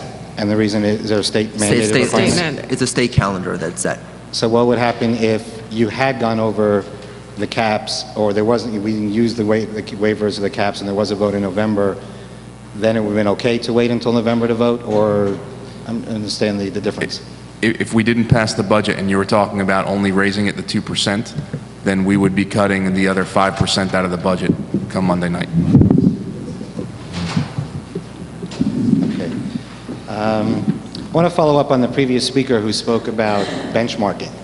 And I have to admit, I was a little surprised that I heard some words from the board as, I guess we are in a certain range within other schools. I would think that that would be one of the most important things that you look at in your budgeting process or in looking at the budget in terms of how we stand against other comparable schools. So I would ask a little more specifically, what specific towns, you know, have you looked at? Where are we exactly in those numbers in terms of average cost per pupil and administrators per student in those types of items? If you have those answers, I'd like to hear them. Well, first of all, it's very difficult to make some of those comparisons. Number one, because the different kinds of taxable properties And different, varies. well, actually, And when so you're- the per pupil cost wouldn't change. What we're really talking about is different student population. The taxable properties wouldn't change the cost per pupil, it would just change the tax levy. My point is that you have your percentage raise depends on what those numbers are. So if you have more ratables, then you know that the amount raised by a tax increase is significantly more because of those higher numbers. How often it is that those numbers are reassessed makes a difference as well. So it's very difficult to make some of those comparisons. But isn't it still total expenditures per pupil? Sure. So, but I'm just trying to say that, you know, just it's not apples to apples to start with, okay, is my point. When you get into the population that you're serving, and you're talking about, we do have a higher special education population that we serve. We also do have 300 plus students that do not attend within our district, and that's part of the transportation costs that you're addressing as well. So the number of things that you're talking about are vary depending on the student population. Students with higher needs cost more to educate, and then it gets into, again, what are the priorities?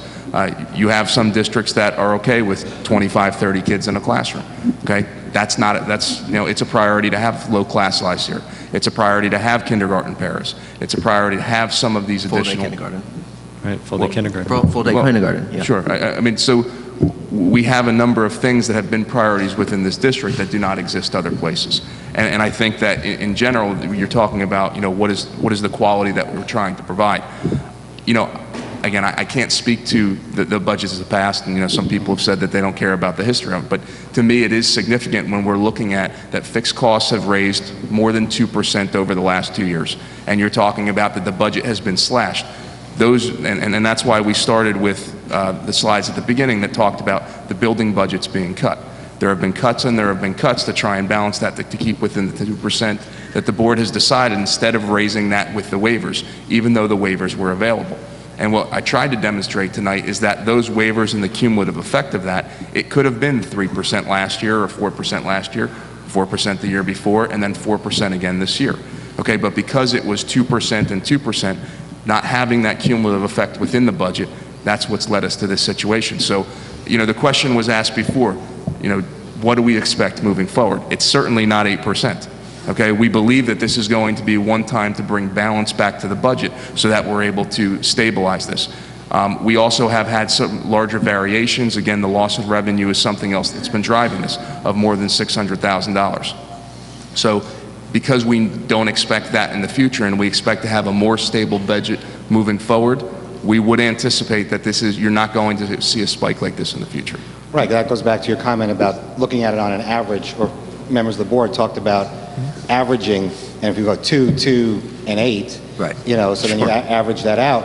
But are the significant increases from this year going into one-time items, or are they going into areas that you're going to have the same increases next year? Where do you envision next year being less than 8% again, if you're telling us that it's healthcare costs, it's the charter school, it's items that to me seem recurring. And if they're recurring, I see us being in the same place next year at 8%. And believe me, I know you don't want to be there. No one in the audience wants to be there.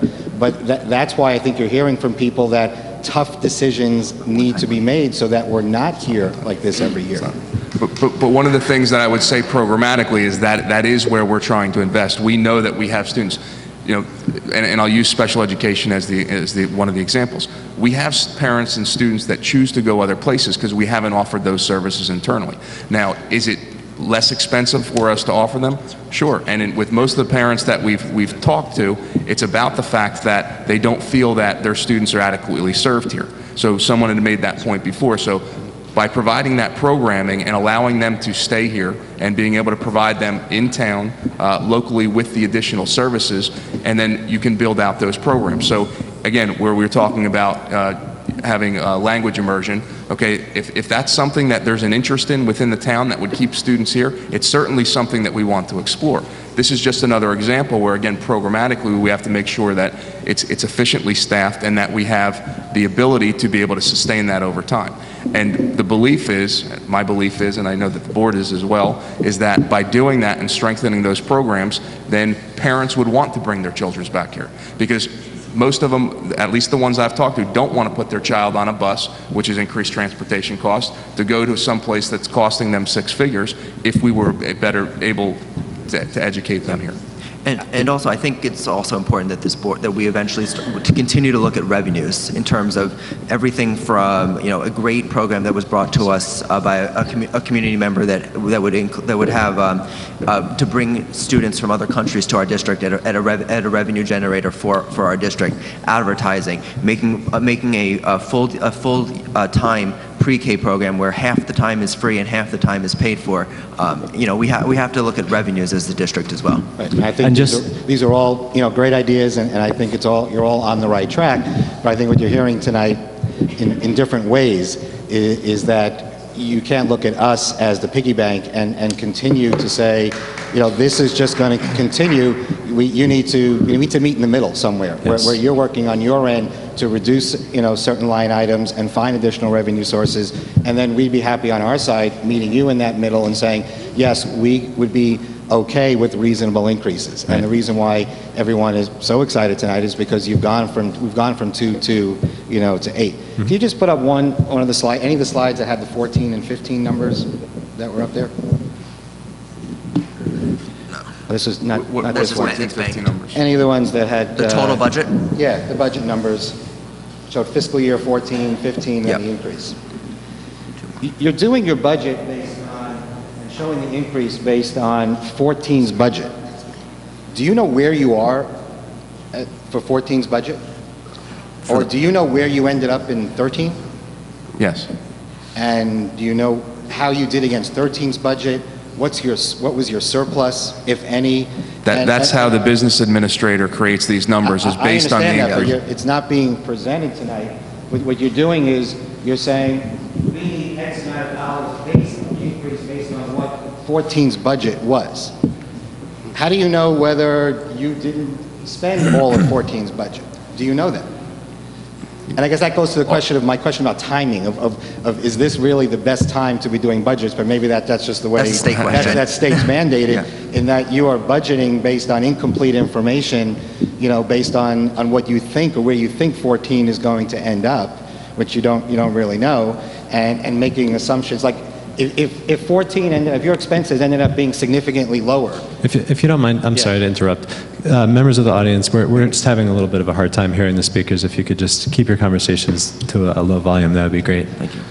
Sorry to interrupt you. Right, so I guess my question is, and I guess it's unfortunate the business administrator is not here, and I assume it was a really good reason why he or she would not be at this meeting, specifically. But what are the 15 projections based on? Are they based on your projections for 14? It's based on where it is that we've been in 14 and what those projected increases have been, and what you track what the increments have been over the last couple of years. And did you end up with a, what is your surplus number? Well, what surplus you had at the end of 13, or what you project at the end of 14? Well, there's... And is your budget for 15 including any additional surplus being generated? Yes. And what is that? Well, and again, all of those numbers, so you have an end of year balance that carries into this number. And so you have to set that now and say, this is what the end of year balance is, so that all dollars are accounted for. Being that it's April, you're not going to know exactly where you're going to be through the end of June, but you have a pretty good estimate of what that's going to be. So you have a year-end balance that you use, and this is the maximum amount that would then roll into the following year. We still haven't gotten to a lot of our I'll go back to utility. does anyone know what the end of 13 surplus number was? At the end of the year? Yeah. We rolled it. And then what do you project you would be at the end of 14? What does your budget project you will be at the end of 15? Because that goes to a question of how much do you really need to raise taxes by, and are you using surplus? Are you trying to, and I don't want to use this word, build a war chest here, because one comment that you made much earlier on this evening about we really should use our cap and our waiver this year because we don't want to lose it. So what happens if you lose it?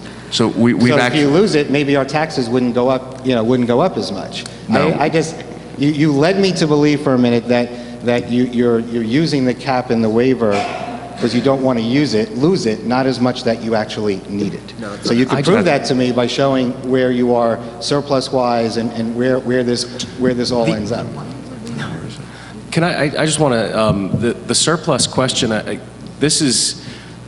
served on the Finance Committee for a number of years. I'm not on the Finance Committee this year, but I can tell you that the surplus question has been one that has been a burr in my craw for a long time. It bugs me to death, not because we have too much surplus in the district, but because we have too little. The auditors have come in and reported, and he just reported to us December was it? Yeah. And the report from our auditor every year is, and this is not an accusation of the mismanagement of funds in this district, it's more an indictment of the requirements the state places on us. We do not have the ability to carry forward surplus in any significant way without, if there is surplus, it has to be specifically earmarked for a particular project, and you have to keep that surplus down to a minimum. So there's never a large amount of money that's floating from year to year. And what Tim had shared with us earlier in the presentation about surplus was that this is one year when we're having a surplus shortfall. Yep. And that's what I actually just put up. From end of this year to the coming year. So we have a problem with a decrease in revenues for next year because we don't have that surplus. So it's very frustrating, you know, when you think about how you would manage your house or how a business would manage its business, what you want for your working capital, what you want to have available in the bank to be able to pay for the rainy day type of thing. Schools are required by the state to operate with, I don't know what the number is off the top of my head, but it's a ridiculously small amount of money that you're allowed to keep in the war chest from year to year. And war chest is in the piggy bank. I assume that your last audited financial statements were fiscal year 13. And the auditor at the time actually said that they would, you know, you knew Do you were make those documents you were going. available to the public? Yep. It's public. Are they on the website? Is that document on the website? The short report might be. I don't know. I didn't see it. I mean, I don't know. was looking to see. We can get you the rest of it. Right. Right, and I mean, like I said, that goes to the comfort level of, like you said, if the surpluses aren't there, or if they're earmarked for certain purposes, and you need all this money to cover anticipated expenses, then you need it. And if we have to... But if you look at that number right there of that 600,000, you're looking at the first two lines, the 275 and 280 are surpluses that no longer exist. Right. And if you want to talk about where we are in 14, we still haven't received some of our December, January utilities bills, which we are expecting to be higher than normal, especially from this winter. So that the surplus number kind of comes into fruition in late May of where we actually are in the 2014 budget. But if you do look at our bill sheet, you can see a kind of line-by-line encumbrance sums and expected surplus in that number and what we have allotted for, and that is on the website on a monthly basis. No, I think if you provide that information, you know, and for example, if you go to Borough Council's budget meeting, you can pick up a document there that's like this thick of all the information that you need to see about the budget, the town's revenues and expenses. You don't get that same comfort by getting, you know, a few pieces of paper. So I think going forward, if you make this information available, it'll make the residents feel more comfortable about how you're spending your money, and how will make us feel better about giving you, and happily, the money to educate the children. Thank you very much. Just before, just one thing, you asked about ranking within, comparing us to other districts. Although with the caveat that Tim brought up, it's difficult to do that. The Department of Ed does publish that data. It's old data in terms of the most recent is 2011. But they put us in a category with 47 other school districts. And we actually outperform, we're ranked number 41 out of 47. So we're outperforming 46 of those districts in terms of our cost. In terms of our cost, so you cost have the control. actual... But I actually have that. Once this budget hit, I actually went out and looking, and I pulled in a lot of that data. We're significantly outperforming the other comparable districts in which the Department of Ed puts us, which is reassuring. And even though it is 2011 data, if you go back to the rolling average, the 3-year average, that would also indicate the fact that we've held it at a 2% cap. It would indicate that we're probably still outperforming those comparable districts. Is that by district factor group? It's not. It's based on size. I mean, But DFG, is that what it is? Yeah. It's a DFG, it's a district factor group. Okay. So, I mean, again, with the caveat that it's not always easy to compare, but the fact that the Department of Ed has put that together, we are outperforming most other school districts. Great. Thank you, Ashley.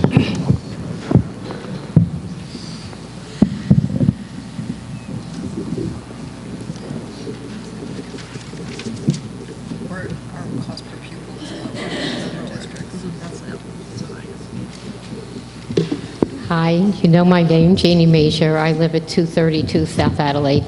I'm not here as an employee of the district.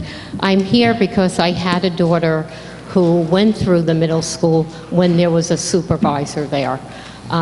We worked very hard because it was not working to get a principal. We had great principals over the last 8 to 10 years who worked very hard to get the middle school to where it is today, which I think is fabulous. We have a wonderful principal who's doing a great job as well. It's a big job. And although the titles may not mean anything to us as adults, I can tell you it means a lot to the children. It means a lot to the staff to have a principal. We're a small district. The principal cannot sit in their office doing budgets and so forth. The principal has a million jobs. We've cut staff. We've cut everybody over, the last 10 years. And I think the principal is active, has to be in the hallways. Now the middle school, it has 10 and 11-year-olds coming in. When my daughter was there, it was just 7th and 8th. And let me tell you, the discipline was out of control. The kids were running the school. The supervisor didn't have the same control, the same expertise. It was really poor. So I heard, some of you say we tried some things, it didn't work. We tried it, it didn't work. I know you have budget concerns, I'm sensitive to that. If you do anything, I would rather see 2 principals and no vice principal if you have to cut somewhere. But I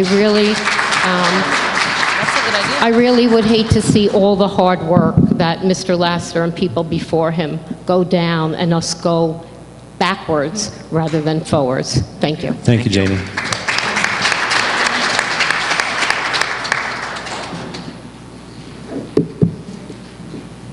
Good evening. I'm Melanie McDermott, and I live at 330 South 3rd Avenue.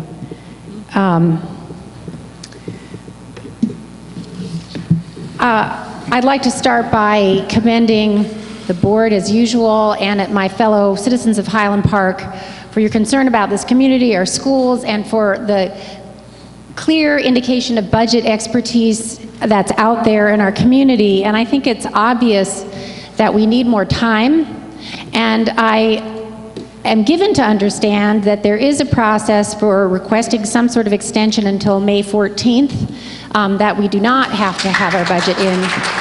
That would allow the board time.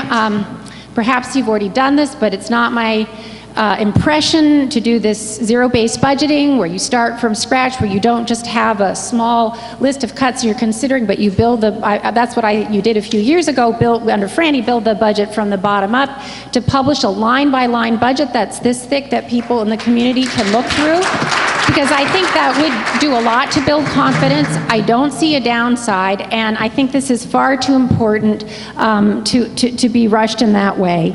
So I think that, okay, so I'd like you to at least pursue that, or at least satisfy as to why we have to abide by this unreasonable schedule. The sort of bigger picture comment I'd like to make is that I, as a taxpayer and a parent, do support whatever tax increase is necessary to maintain the level of service that our wonderful school district has provided thus far.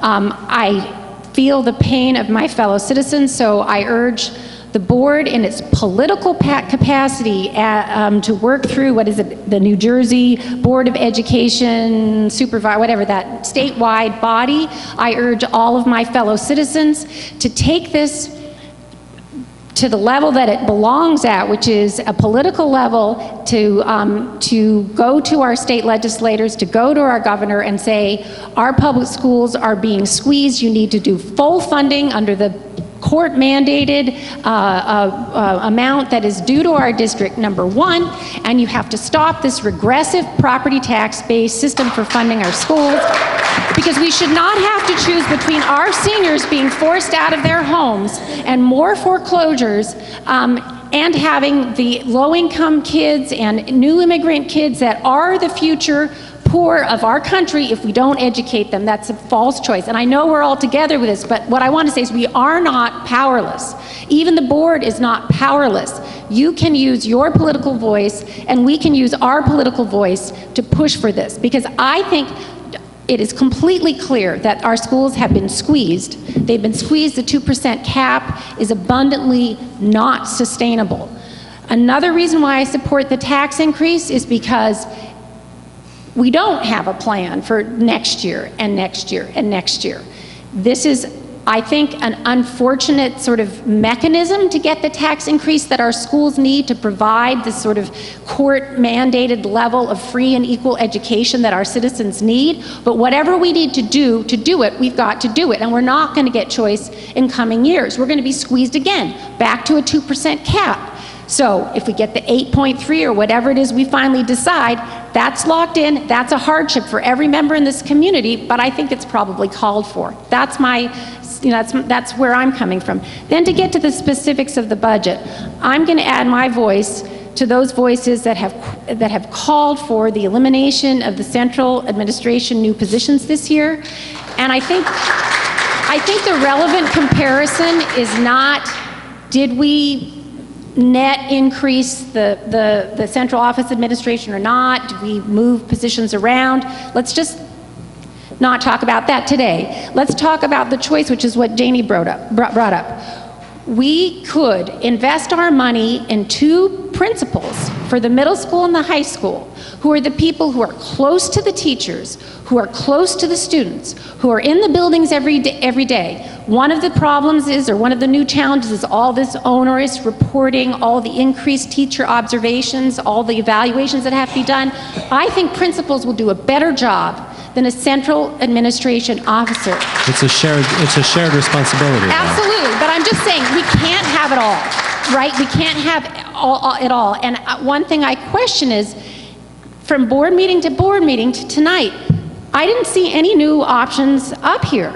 I didn't even see how many people, and we could be wrong-headed, right? But I'm like the nth person who said, we don't think the assistant superintendent that you hired is doing a good job. We don't think the position is necessary. We'd like you to consider eliminating that position. The data analyst, we have a school district of 1,600 kids, and we have a full-time data analyst. Maybe that's not where the cut should be, but they've got to be up there. And that's when you talk about painful things like not having a middle school principal. I think they should be laid side by side. I'd add that athletic coordinator to that. So thank you, Mel. I'd like to see all of those options considered, and I don't think Monday gives us really enough time to do that. Thank you. I just want to say, in terms of timing, this is the most time we've ever had to prepare a budget, ever. Public.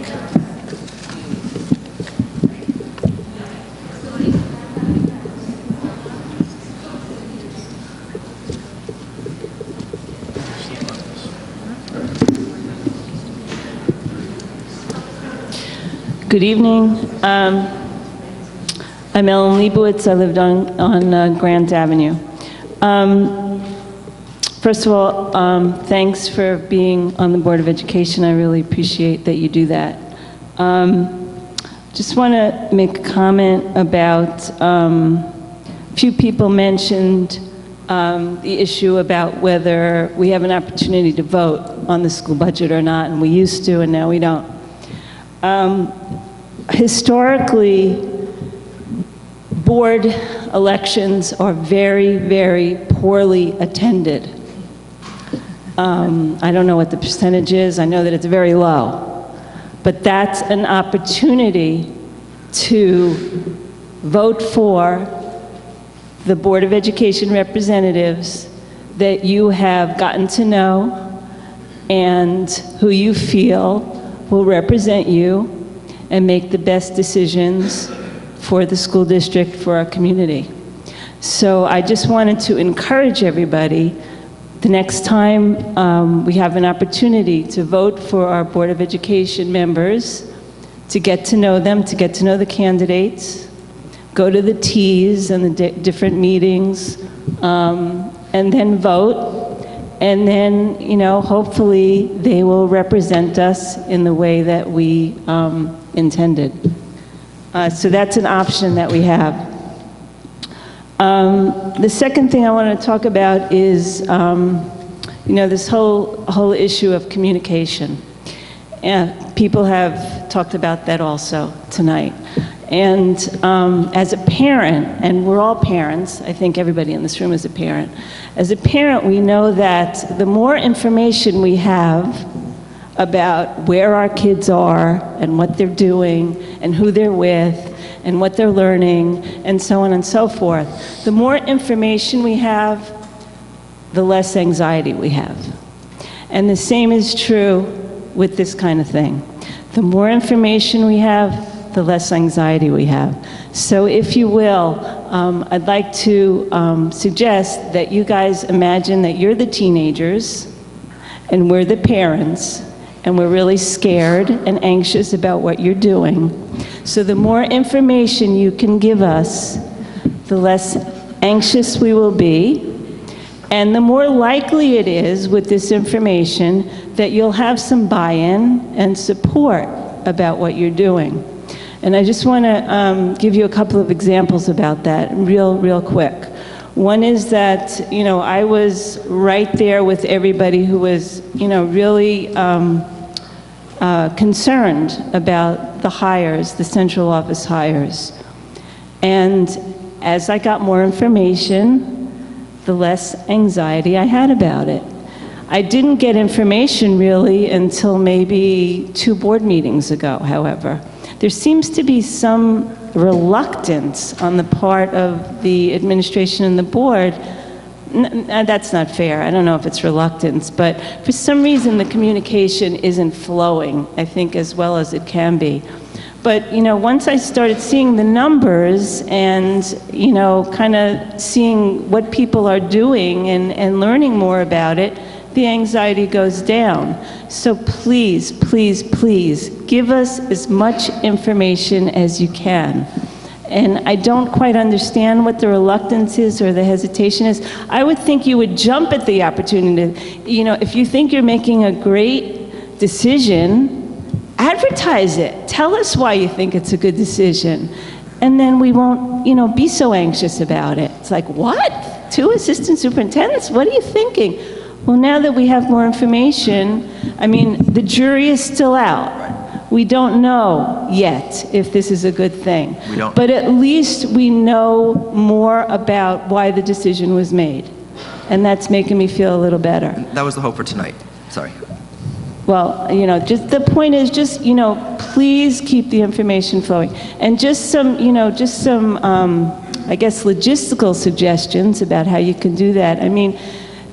This is okay, but how about 2 screens? We've got half the people who can't see the screen. And also, please, I know this has come up before. These are not very complicated slides. Can we have them on hard copy? If you're coming in with a PowerPoint, it would be so helpful, especially if some people can't see them, have them on hard copy. It's not that many trees, please consider that. And I think it would be pretty easy just to set up another screen so that everybody can see. All right? This is important information. Again, information up, anxiety down. Anxiety down, buy-in and support. Yes. You're making me feel calm. Okay? Thank you. Ellen, Thank you. I have a question for you. Yeah. So how would you like to get this information? On the website? Because not everyone comes to board meetings. Well, I think, you ask 4 different people, you're going to get 4 different answers. I'm not a big website kind of person. I like hard copy things. I think the 2-screen thing would be a very simple thing to add. I'm sure you've got 2 of those machines, 2 screens. Hard copy things. I think, the point about the meeting not being advertised in all the places it can be advertised, it's a really great point. People want to know. So where else should we advertise, do you think? I don't know, people mention things, the library, Stop and Shop, Thank you, Ellen. all over the place. Yes. Okay. I'm gonna put 'em on the front door. I think that was it. Thank you very much.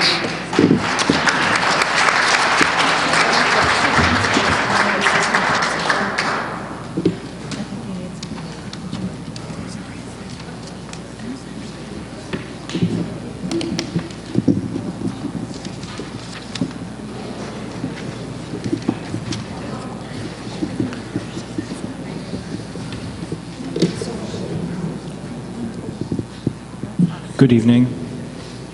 Good evening. This is my first meeting of the board. My name is Brian Sylvie, 146 North 11th Avenue. I have less and less to say as the night goes on because much of what I was going to say was covered by other people, but what remains to be said is I've lived in town for 10, 11 years. And as a previous speaker said, I've always supported the board and their decisions, feeling that the equity of public school education is just as important as my children in their private school education. And I came more tonight unprepared to listen and to really hear what was being said more than to speak, so forgive me, I'm unprepared. The one question I wanted to ask from the board and get the feedback is on the ambiguity about technology and what the attitude of the board is on technology, how it's formed, what are the factors, and how that's shaped. Because I'll tell you from a personal perspective, I work in IT. I've been working now in IT 15 years. I would say, from my own personal opinion, that giving students, as the mission statement says, the best opportunities to learn and grow and prepare them for the years beyond is to give them variety, is to give them the critical thinking skills, the system thinking skills, to give them the how, the know-how, not the know-what. I mean, if I take a poll here and I ask anyone in the audience, do you have an Android? Do you have an iPod, iPhone, or do you have something else? I mean, we could go through and take surveys and see what people have. Bottom line is, it doesn't matter. You open up both devices or all devices, they got the same parts. They're probably made in the same factories. The only thing that's different about them is the marketing. That's the real magic. And so I'm asking the board to take a practical approach beyond the marketing, beyond the trends, beyond the opinion polls of the popular area. Yes, do what's best for the students of Highland Park, yes. But when it comes to technology, let's take a practical approach. You have people in this, as the previous speaker said, people in this room that would rather come physically, be at a board meeting. Others like me, I would rather attend virtually or read the notes, what have you. And then to your question, I'm sorry, Claire, what form would you like it? I mean, take your pick, right? So it's not about technology, it's more about how and preparing the students to think and preparing them for what they're about to come into, and we don't know. So my personal opinion, I'm sorry, this is almost the end of my personal opinion, give them the variety, give them the small slices of exposure from here and there, and let them make the connections between the technology. And I mean, I'll leave it there for what my question is, what are the factors that guide the mission statement, let's call it, for technology and the students of Highland Park? Can I say one thing? I don't know if you followed previous board meetings where we talked about... This is my first one, I apologize. Okay, I don't know if you watch them on TV. A lot of people watch them on TV. I actually don't have TV. Oh, okay. For an IT guy? Yes, I'm better off that way. Okay. The problem with the technology in Highland Park is that we hardly have any, which is not good. If you go into the high school sometime, and you might be I think sad. This is a question for let Tim. Sorry to interrupt you. So the increase that we've been talking about, it's been about $35,000 for the entire district that they've had over the last number of years. And when you're looking at, what you should be spending, which is usually about 1% of your budget to outfit that. If you're working in IT, then you're talking about, what the turnover is. And, we have computers in this district that are, as old as 1997. So these things have not been upgraded, they haven't been done. And so, again, 2/3 of our computers, if I remember correctly, are XP, running XP, or old Apples. And so, you're looking at that. These are really computers that are obsolete. So we are looking at investing to make sure that the students have things that are going to work and be able to. Then I'd appreciate speaking more in terms of the needs, rather than, okay, you should spend 1% of your budget by the general consensus of all the boards of education that we found. Like, let's speak in terms of needs, and let's speak and that's what I'm saying is beyond the public opinions, beyond the trends, beyond the marketing, the shininess that you're going to hear from all the vendors that are going to push the technology to you. Sure. We're not. So just in terms of the mission statement that we saw at the very beginning, whatever's best for the students of Highland Park, let's do that. Whatever's best for Highland Park, whatever is the capability, let's do that.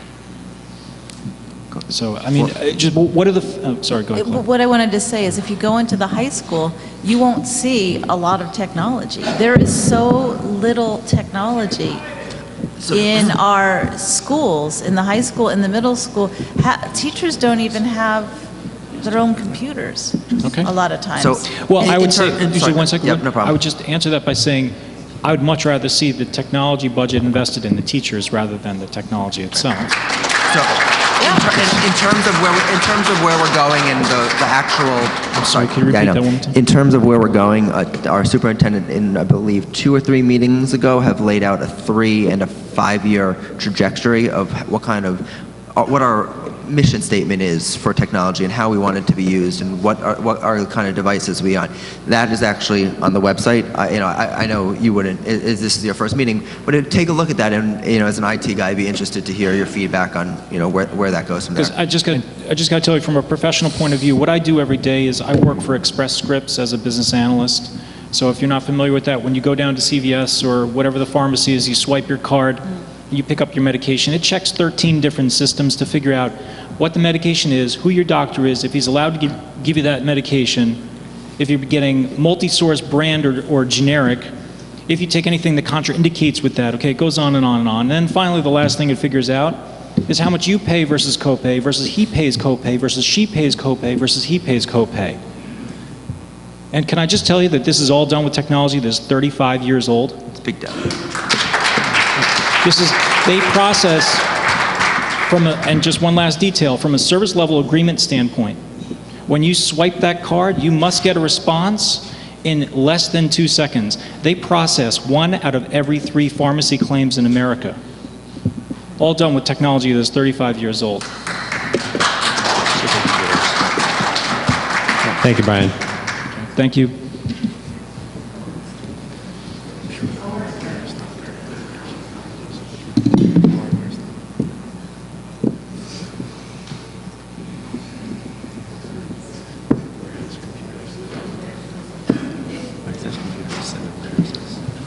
Hi, good evening. Sorry, I have laryngitis. Doesn't help, but the microphone's good. First of all, I do want to thank you for taking out this opportunity. State your name and address, please. Sorry. No problem. My name is Michael Kornfeld. I live at 427 South 3rd Avenue. I have lived here my whole life, so I'm a lifer. I did not attend the school system. My kids don't attend the school system. But that being said, I do recognize, I do value public education.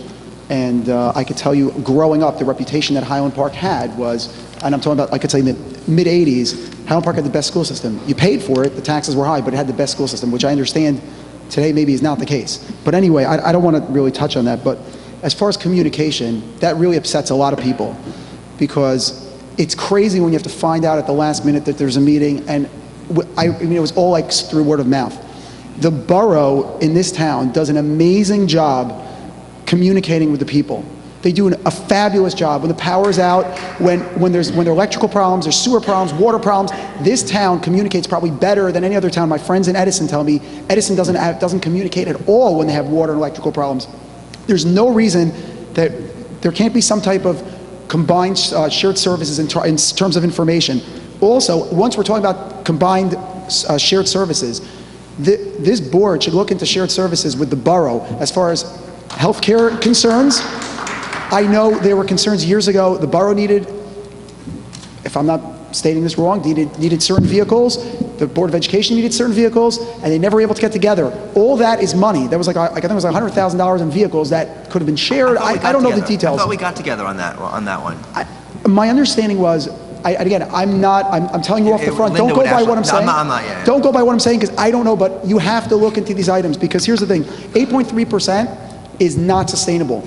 And what actually really bothers me is I had a long conversation with someone today about this. If the board would have come to this town and said, listen, here's our problem, we messed up, there are budget issues, there are concerns, and said, you know what, we have to raise it, but we have a plan. We have a plan that's going to offset this, so that next year, the year after that, not using banked cap, because that's a cop-out. We have a plan that is going to stabilize the system to a degree. Subtract state aid, you want to subtract that from the equation, I understand. If you don't have a plan, in every business, I have a business, you need a plan. If you don't have a plan, this is just going to happen, like others have mentioned, again and again and again. As it keeps happening, it's only going to get worse. And the thing is, you have to ask yourself, again, Highland Park should have a good school system, but the question is, at what point is a kid who comes into this school system really better off than one going to J.P. Stevens? And I'm not saying that that's what we should do. I'm just saying if they're not better off, then you have a problem, because we're spending all this money. At least there should be something you should be proud of. You should say Highland Park is number one. We agree. We totally agree. And again, this is not fact. This is not fact. So again, if I'm wrong, jump all over me. A parent today who has a kid in this school, in this particular building, told me that this school is on the state's watch list as a failing school. This particular school. Maybe it's not true. Maybe it's an over-exaggeration. Maybe it's word of mouth. But a parent of a kid told me that today, and I was like, "What? Highland Park always had great schools. What happened?" Obviously, there's an issue that's not just financial. Even if a parent is thinking that, there's an educational issue as well. There's a component, and I understand price has an issue. But if you don't pay what you pay, if you're not getting, even for that high price, you're not getting what you expect to get, something needs to be completely revamped. But I do want to address another issue that maybe, because there's too many, and I'm not going to go into them. There's too many people who want to speak, and I don't want. But one issue that really I'm confused on. And again, having a vote, I think, is sometimes more of an issue. I know you can't, but having a vote sometimes is more of an issue than the amount itself. People really relate to that. And if people don't want to vote, they don't have to vote. It's not, but the fact that there is no vote. So I have a question that really, I'm not sure, and I don't know that you would know this. Maybe you need your attorney to answer this. I understand that there are, how many exceptions are there to the cap? There's 4 different waivers that you can get to the cap. Right, so those 4 include healthcare, pensions, bonding, I believe, if you bond to build a bigger building. And enrollment. Increased enrollment. And natural disasters. Enrollment. Because when I looked, I didn't see enrollment on the list. I saw natural disasters on the list. 2010 Star Ledger article, I think it was, could have been June. But I do have the article. It said specifically there were 4, and increased enrollment was not one of them. We don't make up those numbers. Those numbers come to us from the state. They give us the percentage that you can increase in the dollar amount. Right, but when taxes went up 2% last year, right? Are we effectively saying that was all healthcare and the taxes were not raised? There was an opportunity at that time to raise taxes above the 2% based on that waiver. The choice was made last year not to take advantage of those waivers. Right. So you're looking at, again, this is going back for the last 3 years. They could have raised taxes $186,000 over the 2% cap in fiscal year 12. They could have raised it another $85,000 over the 2% in fiscal year 13. You could have raised it again another $100,000 over the 2% in fiscal year 14. $785,000 for the increased enrollments over the 2% cap. So those are all exceptions to that 2%. So the healthcare cost, basically so the healthcare cost represents, the increase from, let's say, is an example, from 12 to 13 versus 13 to 14 versus the proposed budget. That increase is what percentage of the budget? Or what's the dollar figure on that healthcare cost and the pension cost? Just for this year? Like, in other words, let's just do 1 year because it's too confusing. You have it for this year. 13 last year, Yeah. the budget that's currently in place and the proposed budget. What's the difference in healthcare and pension costs? That's our business administrator question. No, there's something. This was the budget number for health benefits. Right. So you're looking at fiscal year, you were looking at almost 3.7 for health benefits. If you're looking at the second line down, and you're looking at the projection, It's the same is idea, though. 3.9. And the increase has been in that, 6 to 12 range or 7 to 12 range percent. So you're capped at 2%, but your health benefits, which represent 15% of your budget, is increasing at anywhere from 7 to 12%. And our actual healthcare benefits are going up more than that 6%. We are actually in a second year of our teachers paying more of their premiums than the previous year, which is actually bringing our total healthcare cost down from, I believe our increase for healthcare benefits this year is actually a 12% hit from the state, or a 10%. That's what we're budgeting for. Right. So looking at this okay, I understand they're paying more, but looking at it again from a sustainability standpoint, I think really when you really have to come up with a plan for sustainability, minus state aid. State aid, I understand, is going to be a wild card, but if you don't do that, I mean, people really can't. It's a really affordability issue. I didn't move. I moved into my house on South 3rd in 2000, the property taxes were $6,600. And now the property taxes are $12,000. So there's a sustainability issue because especially when were most of those increases, minus the last prior 2 years, most of the increases actually were probably between, I would say, 05 and 09. And then it was okay for maybe like 2 years, or 3 years even. But again, it's a sustainability factor that, I mean, you want to provide quality education, but at what point are the kids really not benefiting? And that's going to be a problem. I mean, go forward, look forward 5 years from now. Are you going to be in a position where you're really like so far behind the 8 ball that, you know, you can't provide the same quality education that could be provided, you know, in a neighboring town? You're making exactly that point. I mean, that's the point that we're looking at. You're looking at 2/3 of the budget is tied up in staff. Right. That's exactly, I mean, you're talking about 2/3 of the budget is tied up with staff. And 90% of the budget I would consider a fixed cost. And here's another thing, by the way, this really goes, the audience should know this. This is actually a fear factor you should know about too. Right now, let's just say for example, I know there's the Castle property, and they developed 16 acres of that property. There's no way the kids aren't going to move into that. If you're at, what's your capacity right now? Where are you at? We're at 93, 94% Okay, right now in the so district. this is a very fair question. And again, this is a question this is why there has to be communication between the borough and the school board. And maybe there isn't, or maybe there's not enough. If you're at 93% capacity, think about this for a minute. You allow them to develop that property, the town allows them to develop that property and doesn't put restrictions on it. And the same thing goes for Midland Ross, which was the same problem over there, the Midland Ross property.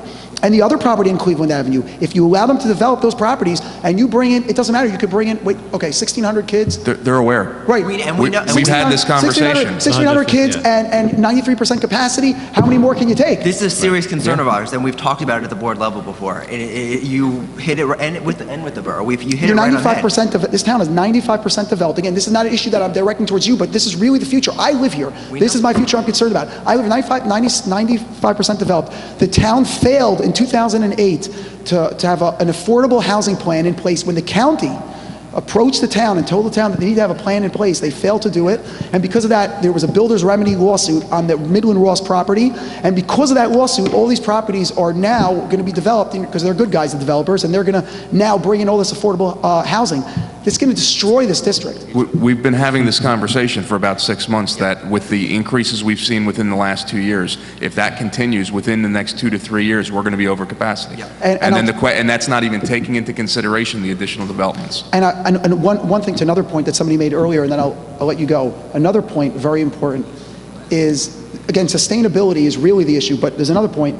Somebody said about, you know, there's a lot of kids, like my kids, don't go to the school system, and they're in private school, which is something that this school does not have to fund because they're not in the system. So even if you say that my kids are not bused, but even if you say, you know, there's busing costs, those costs are totally way offset by the fact that they're kids that don't have to be educated in the system. It doesn't work. No, I understand that. I understand that. But to say that, oh, well, whatever, I'm just pointing that as a point, not as a, you know, but most of the people that move from this side, that move into this side of Highland Park, okay, well, I can't say most, that's not a fair statement. Most of the people that are Orthodox, or Jews, that would want to move into the side of town are going to probably send their kids to a private school, let's say, right? If you develop that Castle property, I could tell you it's too far of a distance for certain religious reasons, whatever. They're not going, if that property is developed and they allow them to build all those homes, all those kids are going to the public school system. And it's going to sink the school district. And at that point, you'll have no choice but to either look into a regional school, and it has to be stopped. That level of development must be stopped. And because of where that school is, we're going to have to actually bus them. Because of where that development is. And we're going to have to pay for hazardous busing because it goes under the River Road Pass, which we're going to have to add a bus route to our. So again, I just to let you Thank know, you, on this Michael. sustainability, and also the other thing is really 8.3% is not sustainable. And please look over the budget again. And not asking you to cut teachers, but if you have extra administrative staff, like assistant superintendents in 1,600 districts, you have 1,600 kids in the district, you don't need two assistant superintendents. Thank you.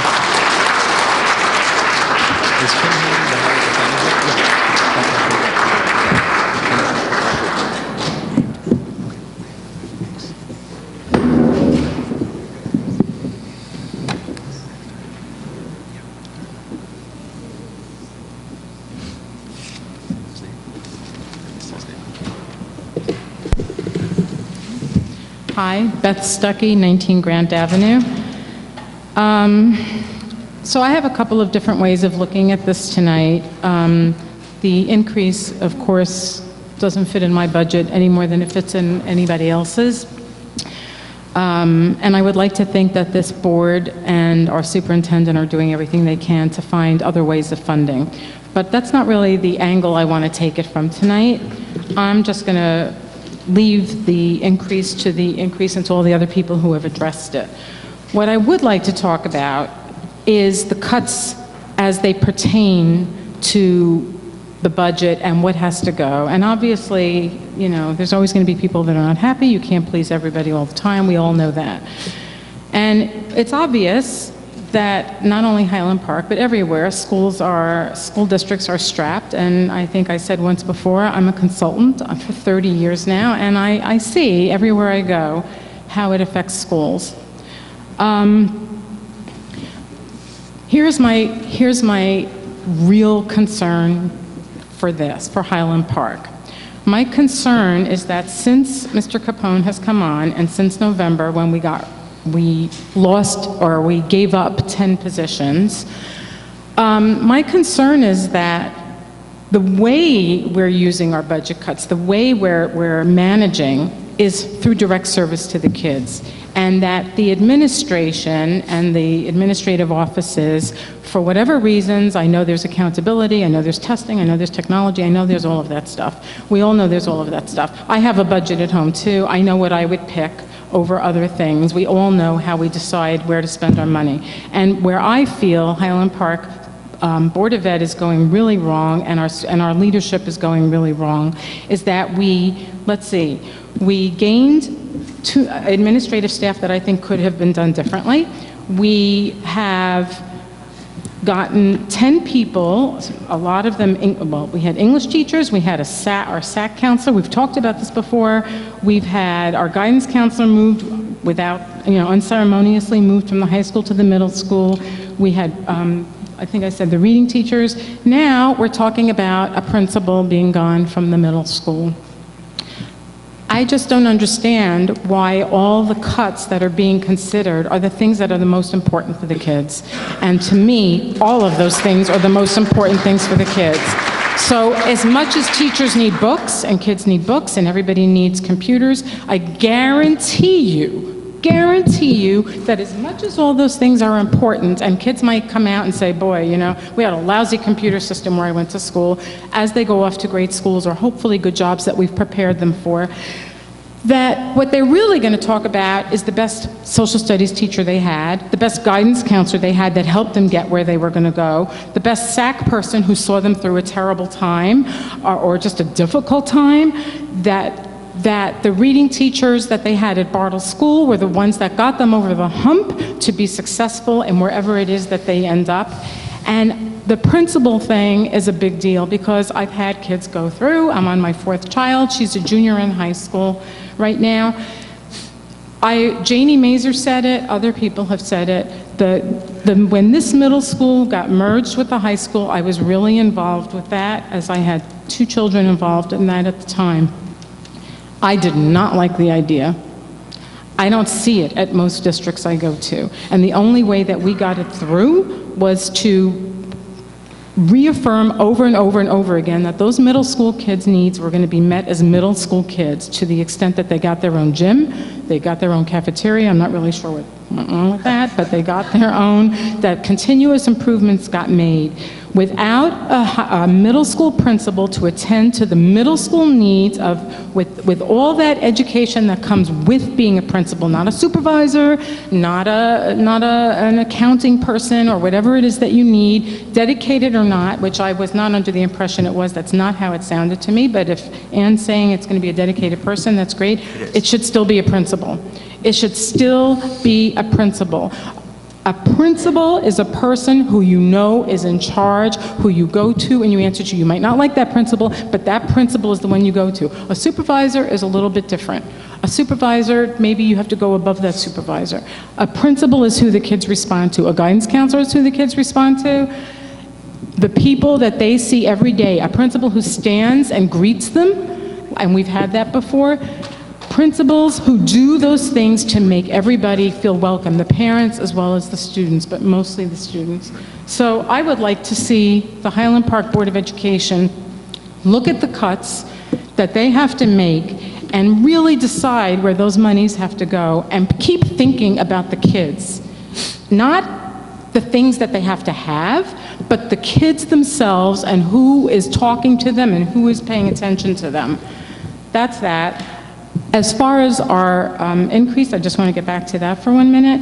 I've lived here for almost 30 years. My daughter's going to graduate next year. I have to say, I feel like the way things are going here, it's just in the nick of time.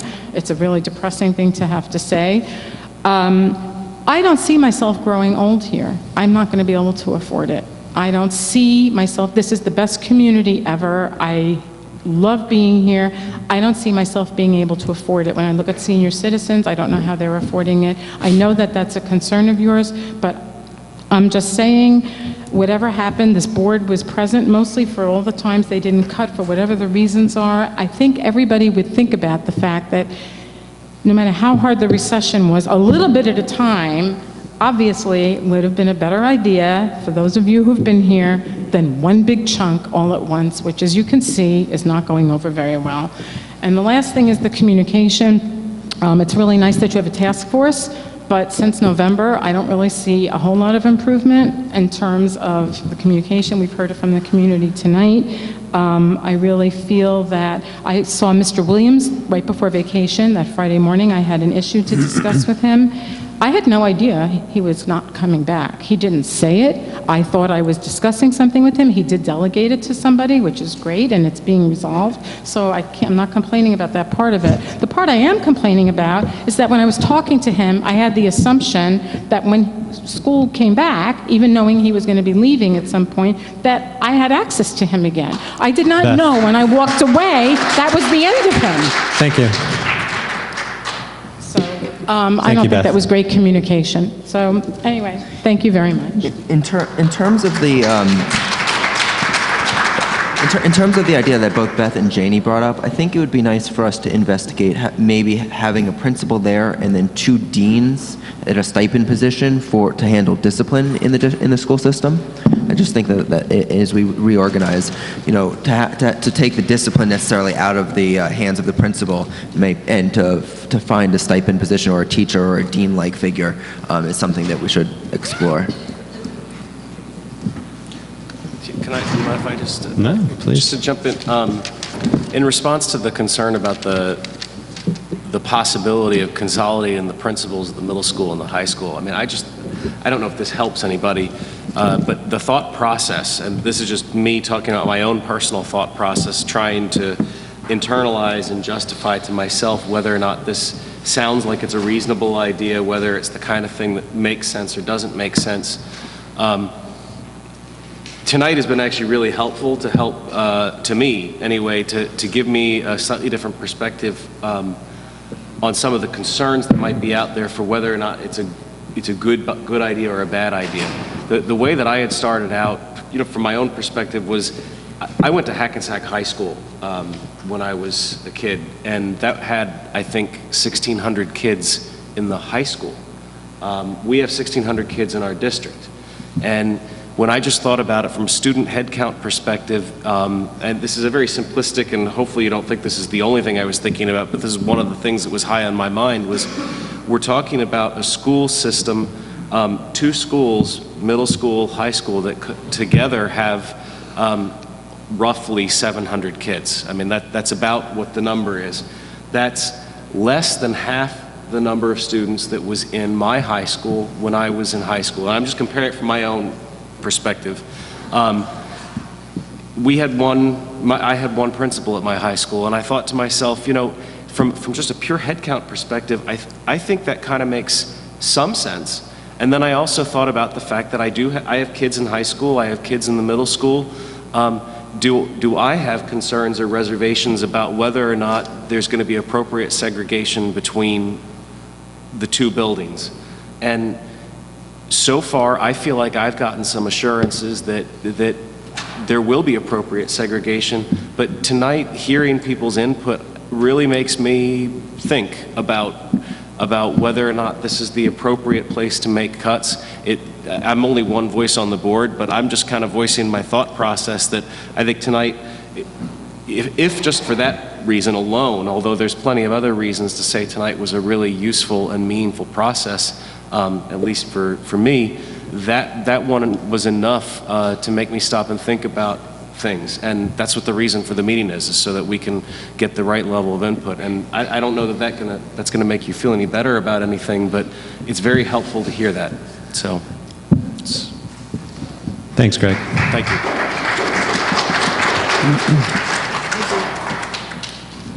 Denise Mayfriar, 314 Wayne Street. Thank you, Greg.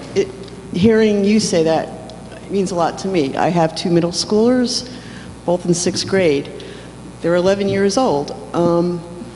One of the things I appreciate about middle school being separate from high school is that there is a principal there, and I think that we should stick with 2 principals. I mean, I don't know why we need a vice principal, personally speaking. I just don't, but whatever. You know, I could understand that probably you need one. However, Mr. Lassiter, for my son, has been really good. I like Mr. Lassiter a lot. And he and I had started off on the wrong foot. To think of him, for example, I'm not even saying he would even get that position, but to think of him running back and forth between the 2 schools is unfathomable to me because he's all over that middle school. He's involved with those kids. And I don't know how you go from him being so involved in this middle school kids dealing with middle school kids to dealing with high school kids. It's just, they're not the same I'll explain thing. it because I think there's some confusion about it, right? I mean, there's 3 administrators in the building right now, right? Right. There's 2 principals and an assistant principal. The plan would be to have 3 administrators, but it would be 1 principal and 2 assistant principals. 1 assistant principal would cover the middle school and 1 assistant principal would cover the high school. I get that. Right, so the principal would oversee 6 through 12. There would be a dedicated person, much like Mr. Lassiter, but that person would be in the middle school. Now, the discussion about going to a 2 principal model just means that there's 2 administrators instead of 3 administrators. And so right now the question would be, can the duties that are now being covered by 3 administrators be cut down to being done by 2? And that's the question, and I'm not saying that the answer is yes or the answer is no, but in terms of framing the thinking, that I think is the question. In terms of the number of students in the building and the grade level and those kinds of things, there are many districts that have K-8 schools. There are, large regional districts at the shore that have K-8 schools, and those schools have a principal. They don't separate themselves in any way. The separation of the middle school from the high school, I think pretty much, I don't want to speak for the board members, but from my mind, I think that's an incredibly important thing. Yeah. Because developmentally, those kids are at a very different maturity level, and they have very different needs. And so, I think that you would still be talking about essentially 2 sort of schools within a school, but you would have 1 person who was the highly paid principal overseeing the curriculum, the instruction, and all of the other issues from 6 to 12, which helps a lot with the articulation from the middle school to the high school, which helps a lot with the programming and the planning for all of those kids. You would still have an administrator who would be an assistant principal of some sort. And I know there was some confusion, there's some question about supervisor and what does it mean, and the fact is that the kids know who the administrator is. If it's an assistant principal, then it's the assistant principal. If that's the person that you're going to go to when you get in trouble, or if you have an issue, or if there's discipline to be meted out, that's the person. And that person would act as the administrator in charge of those students. So that is the plan as it was discussed previously by the board, just to contextualize it a little bit.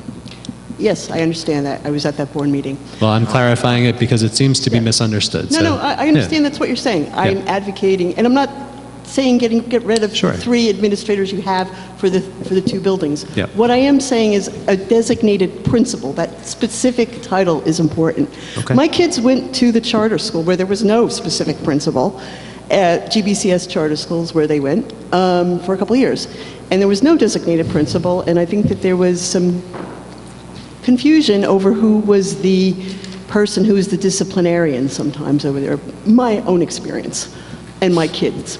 So to avoid those issues, you Sure. might want to look into that. Indeed. So I prefer that.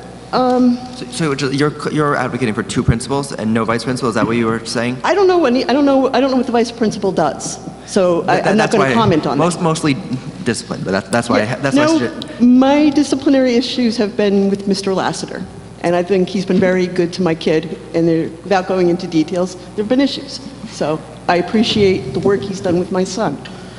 Okay, I'm not going to regurgitate the 98% no confidence vote, but I think Thank you you. really ought to think about it.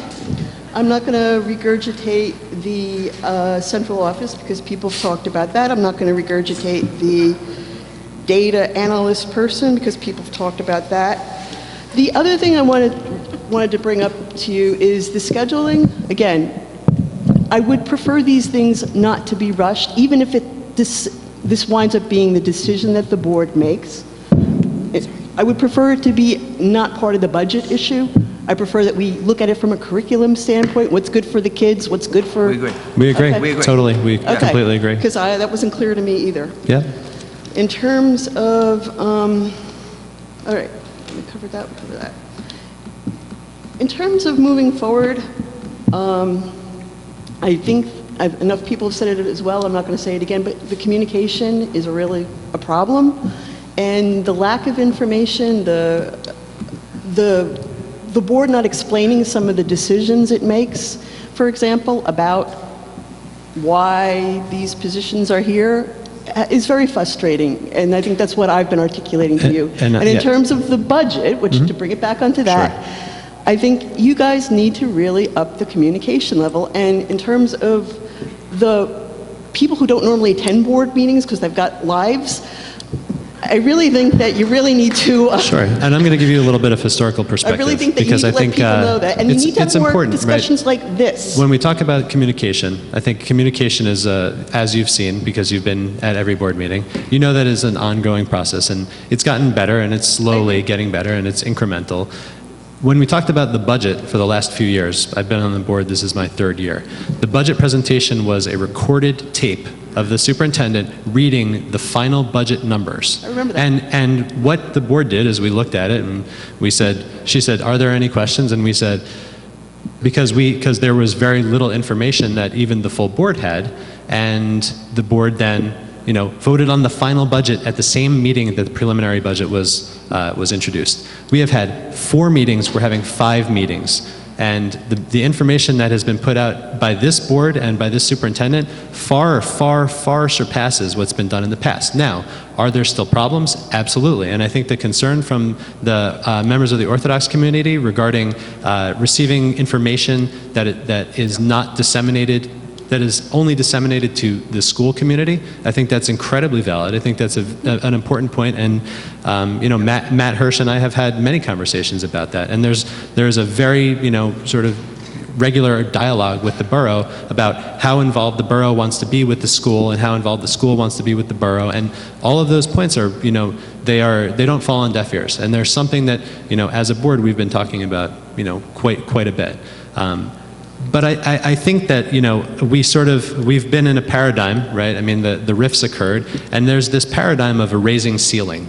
And this is the 4th public budget meeting that we've had, as opposed to 0 for the last 2.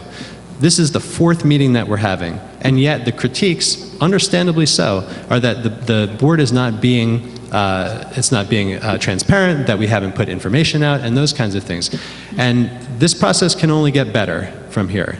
From here, at this point right now, we've put out a tremendous amount of information that's never been seen by the public before, that's never been openly discussed by the public before, by the board at all, has been something that's sort of been cordoned off by the finance committee, the superintendent, and has been a very closed process. Now, I accept that there are always things that can be improved, and I think that that the concerns that have been raised, I don't find the concerns that have been raised to be really invalid. I think that there's definitely issues with the way that things are presented, the way that information is disseminated, about printing things for folks, about the fact that we have a partition that we've opened and we've got the speakers, and I mean these are things that we have to work out. But I just wanted to state that because I know that you've seen the process, and perhaps being involved in the process as intimately as we have in some ways, the comparison from the way that it has been in the past might be lost.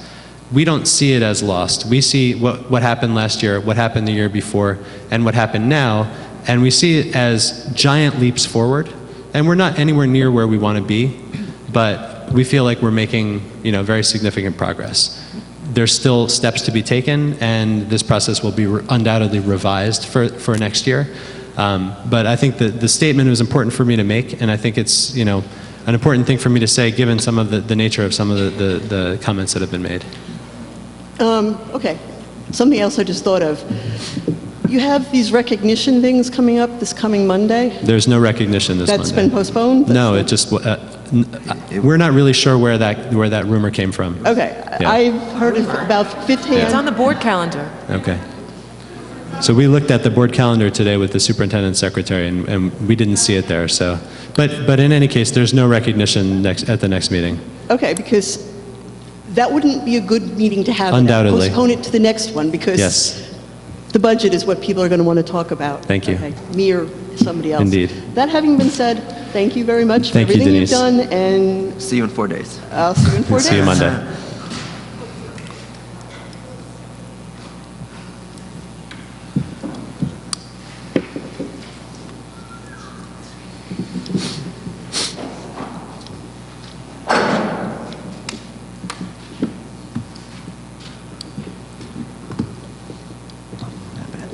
Hi, my name is Miranda Outman-Kramer. I'm in Volkert Street. I have a child in Bartle. A couple of things I'm going to say have been said before, so forgive me, this might be boring. I want to thank the members of the board for their service to the community and specifically for holding this open meeting tonight, which I think is really productive and really shows a lot of faith in the community. So thank you.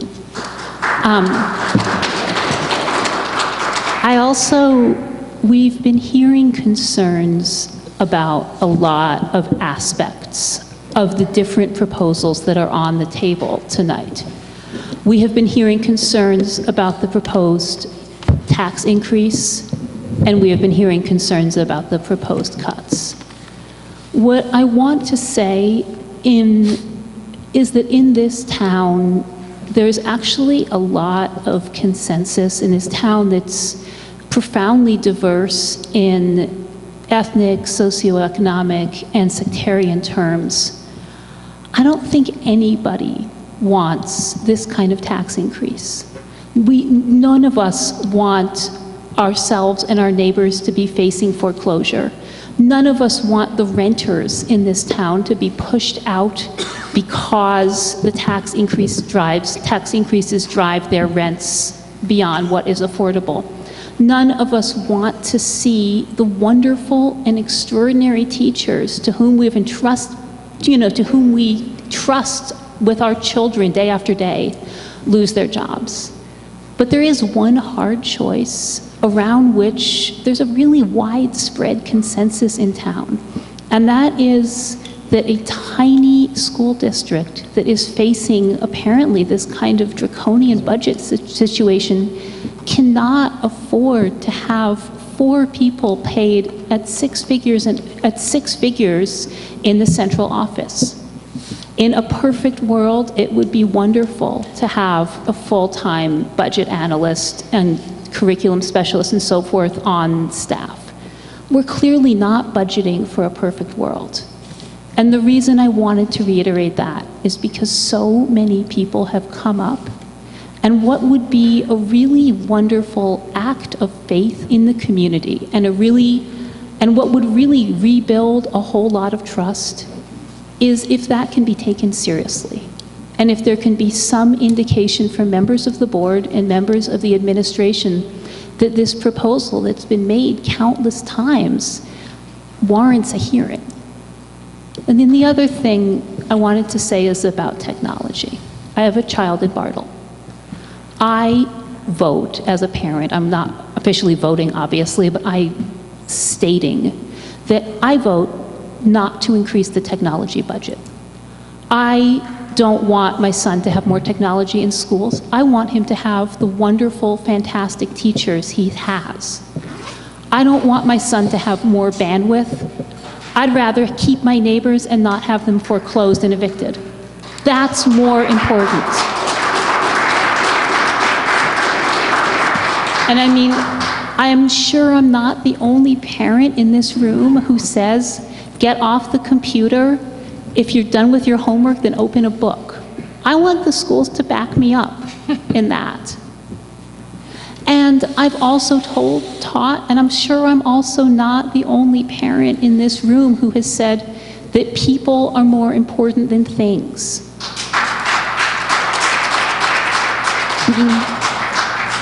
I have a very kind of silly, naive child who asked me he found out somehow about the United Nations, and he said, oh, who's in charge of the principal, the president or the United Nations?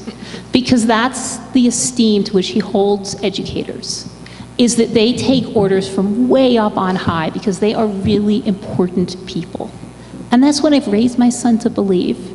And I want to ask the board and the administrators of the school, I know it's a silly request, and I know it's a big request, but I want them to rise up and meet that trust, because that's the trust that we as parents are putting in you as elected officials and as public servants. And that's the trust that we're putting in the school system by sending our kids here every day. So thank you. Thank you.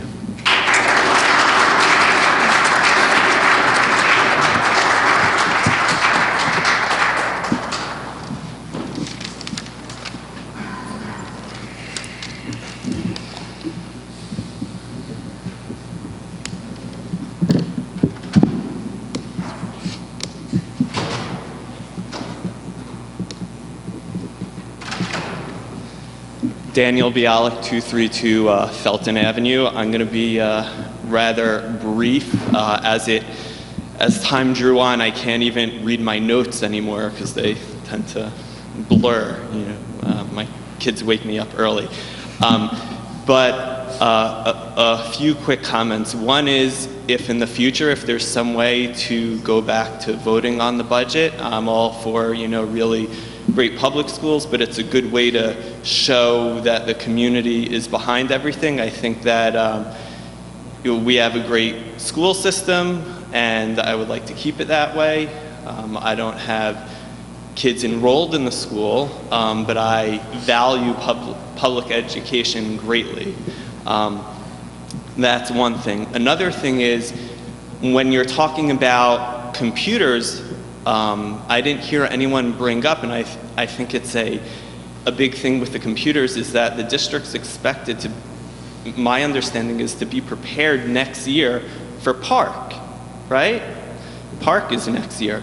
So I wasn't at previous meetings, but I'm sure you have a technology plan to meet that, and part of that is going to require sufficient bandwidth, because everyone's going to be taking the state assessment. New Jersey Ask is moving from, paper and pencil to online. So that's probably a non-negotiable thing, if, unless you have other ways of meeting that requirement, because your technology plan is going to have to meet with that. The other thing is, there are many district mandates which you have no control over. The busing, right? If you're from 2 to 20 miles, you give for private school reimbursement. If the student, there are lots of mandates. You don't have control over those things. So I don't expect you to cut things that you don't have control over. Those are, and I recognize being part of a community and civic responsibility and paying my share. Just if you had better communication, would feel better about it. And if sometimes there were better ways to answer some of the questions. Like, to me, I don't see how you could, I would think you have to, technology would be one of those greatest things that you have to fund. Otherwise, you're not going to be able to meet the state mandate for next year of having the kids take everything online. But that wasn't discussed, unless you have alternate arrangements to meet that mandate, other than increasing all the bandwidth. Right. So It was discussed at previous meetings. Okay, but a lot of people were bringing it up. Sure. So I would just think it's a non-negotiable, everything's, negotiable in theory, but in reality, it's not negotiable. Right. Thank you very much. That's it.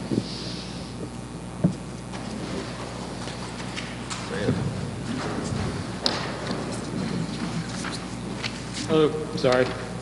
Oh, no pen.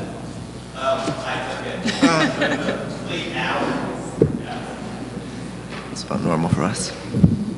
It's early. Time for a beer. We're going out Monday night.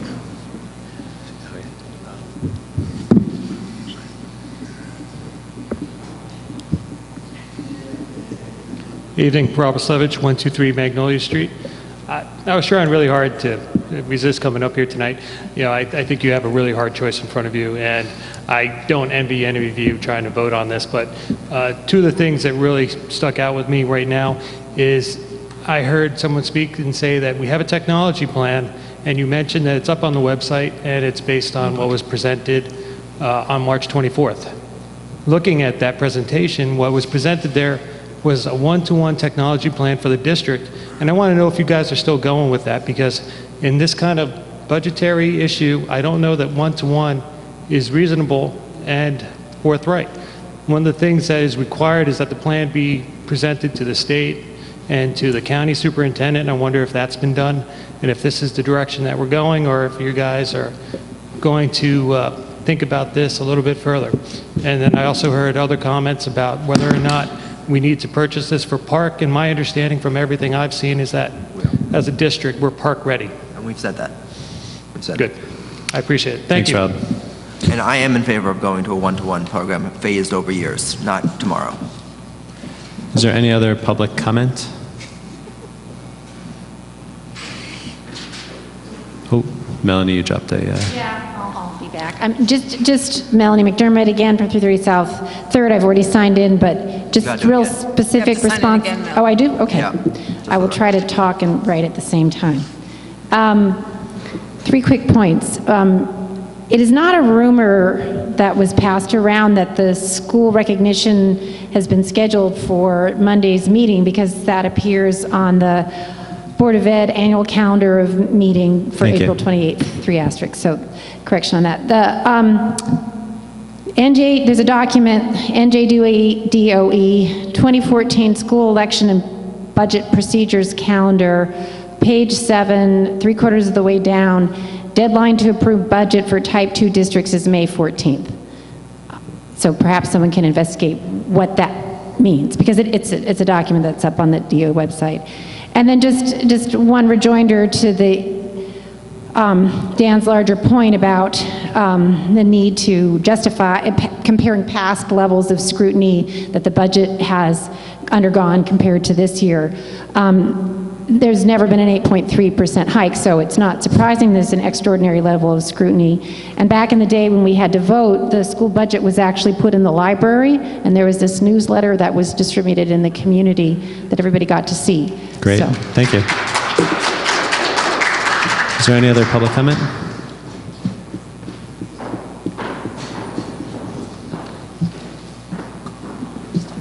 Sure. Hi, I'm Andrew Getreyer. I live at 801 South 2nd Avenue, and I'm going to sign my name here. I can't do 2 things at once, I apologize.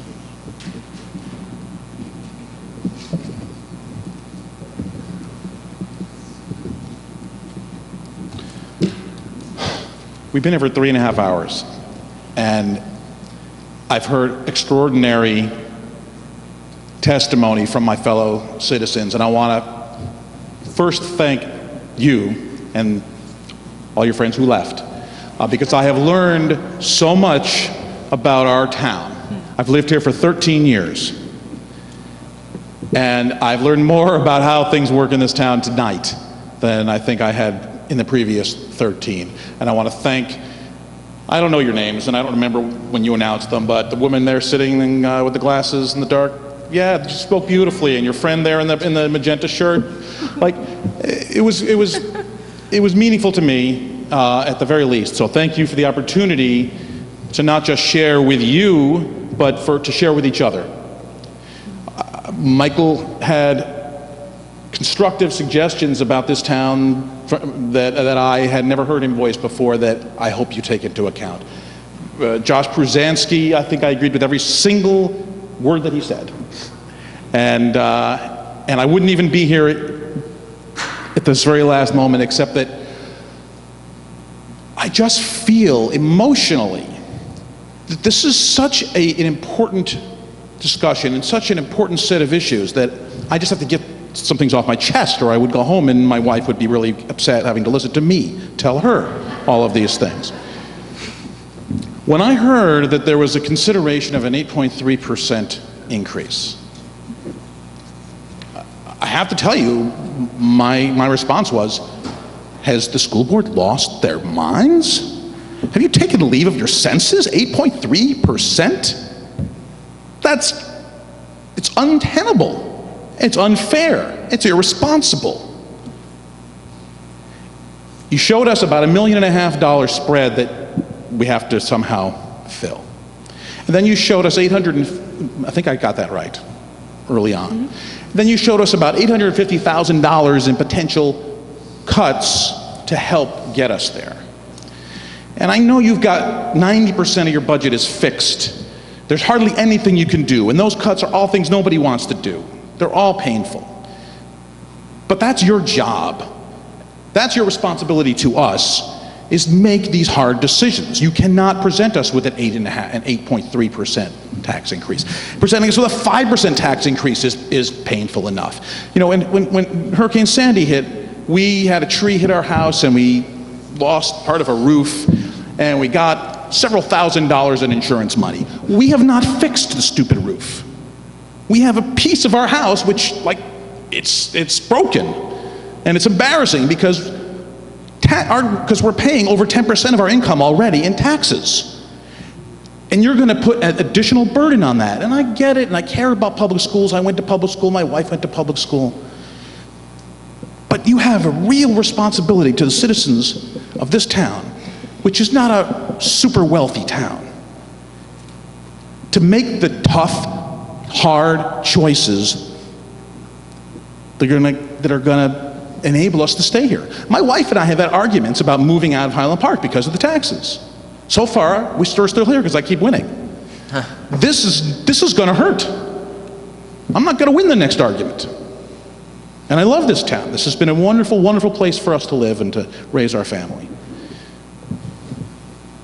So I urge you to be responsible. You're the leading taxation authority in this town. It's not just about what the priorities for our education, it's the whole taxation. And that's a lot on you. I know you take it seriously. This is going to be tough, and I urge you to really make the choices that have to be made. You've had some great suggestions from my fellow citizens, ways to bring in more income, cuts that should be made or shouldn't be made. I would urge you strongly to get together with the borough government and actually work together, because there's probably ways that you can save money and there's ways that you can raise money. Take what you've learned tonight and make a decision that lets me win the argument so I can stay in Highland Park. Thank you. Thank you, Andrew. Is there any other public comment? This item number 8, board action items, why is that on here? It was just in case we took action on anything. We're not taking action on anything. Oh, okay. So we just need a motion to adjourn. So moved. Is there a second? Second. Thank you. Thank you, everybody.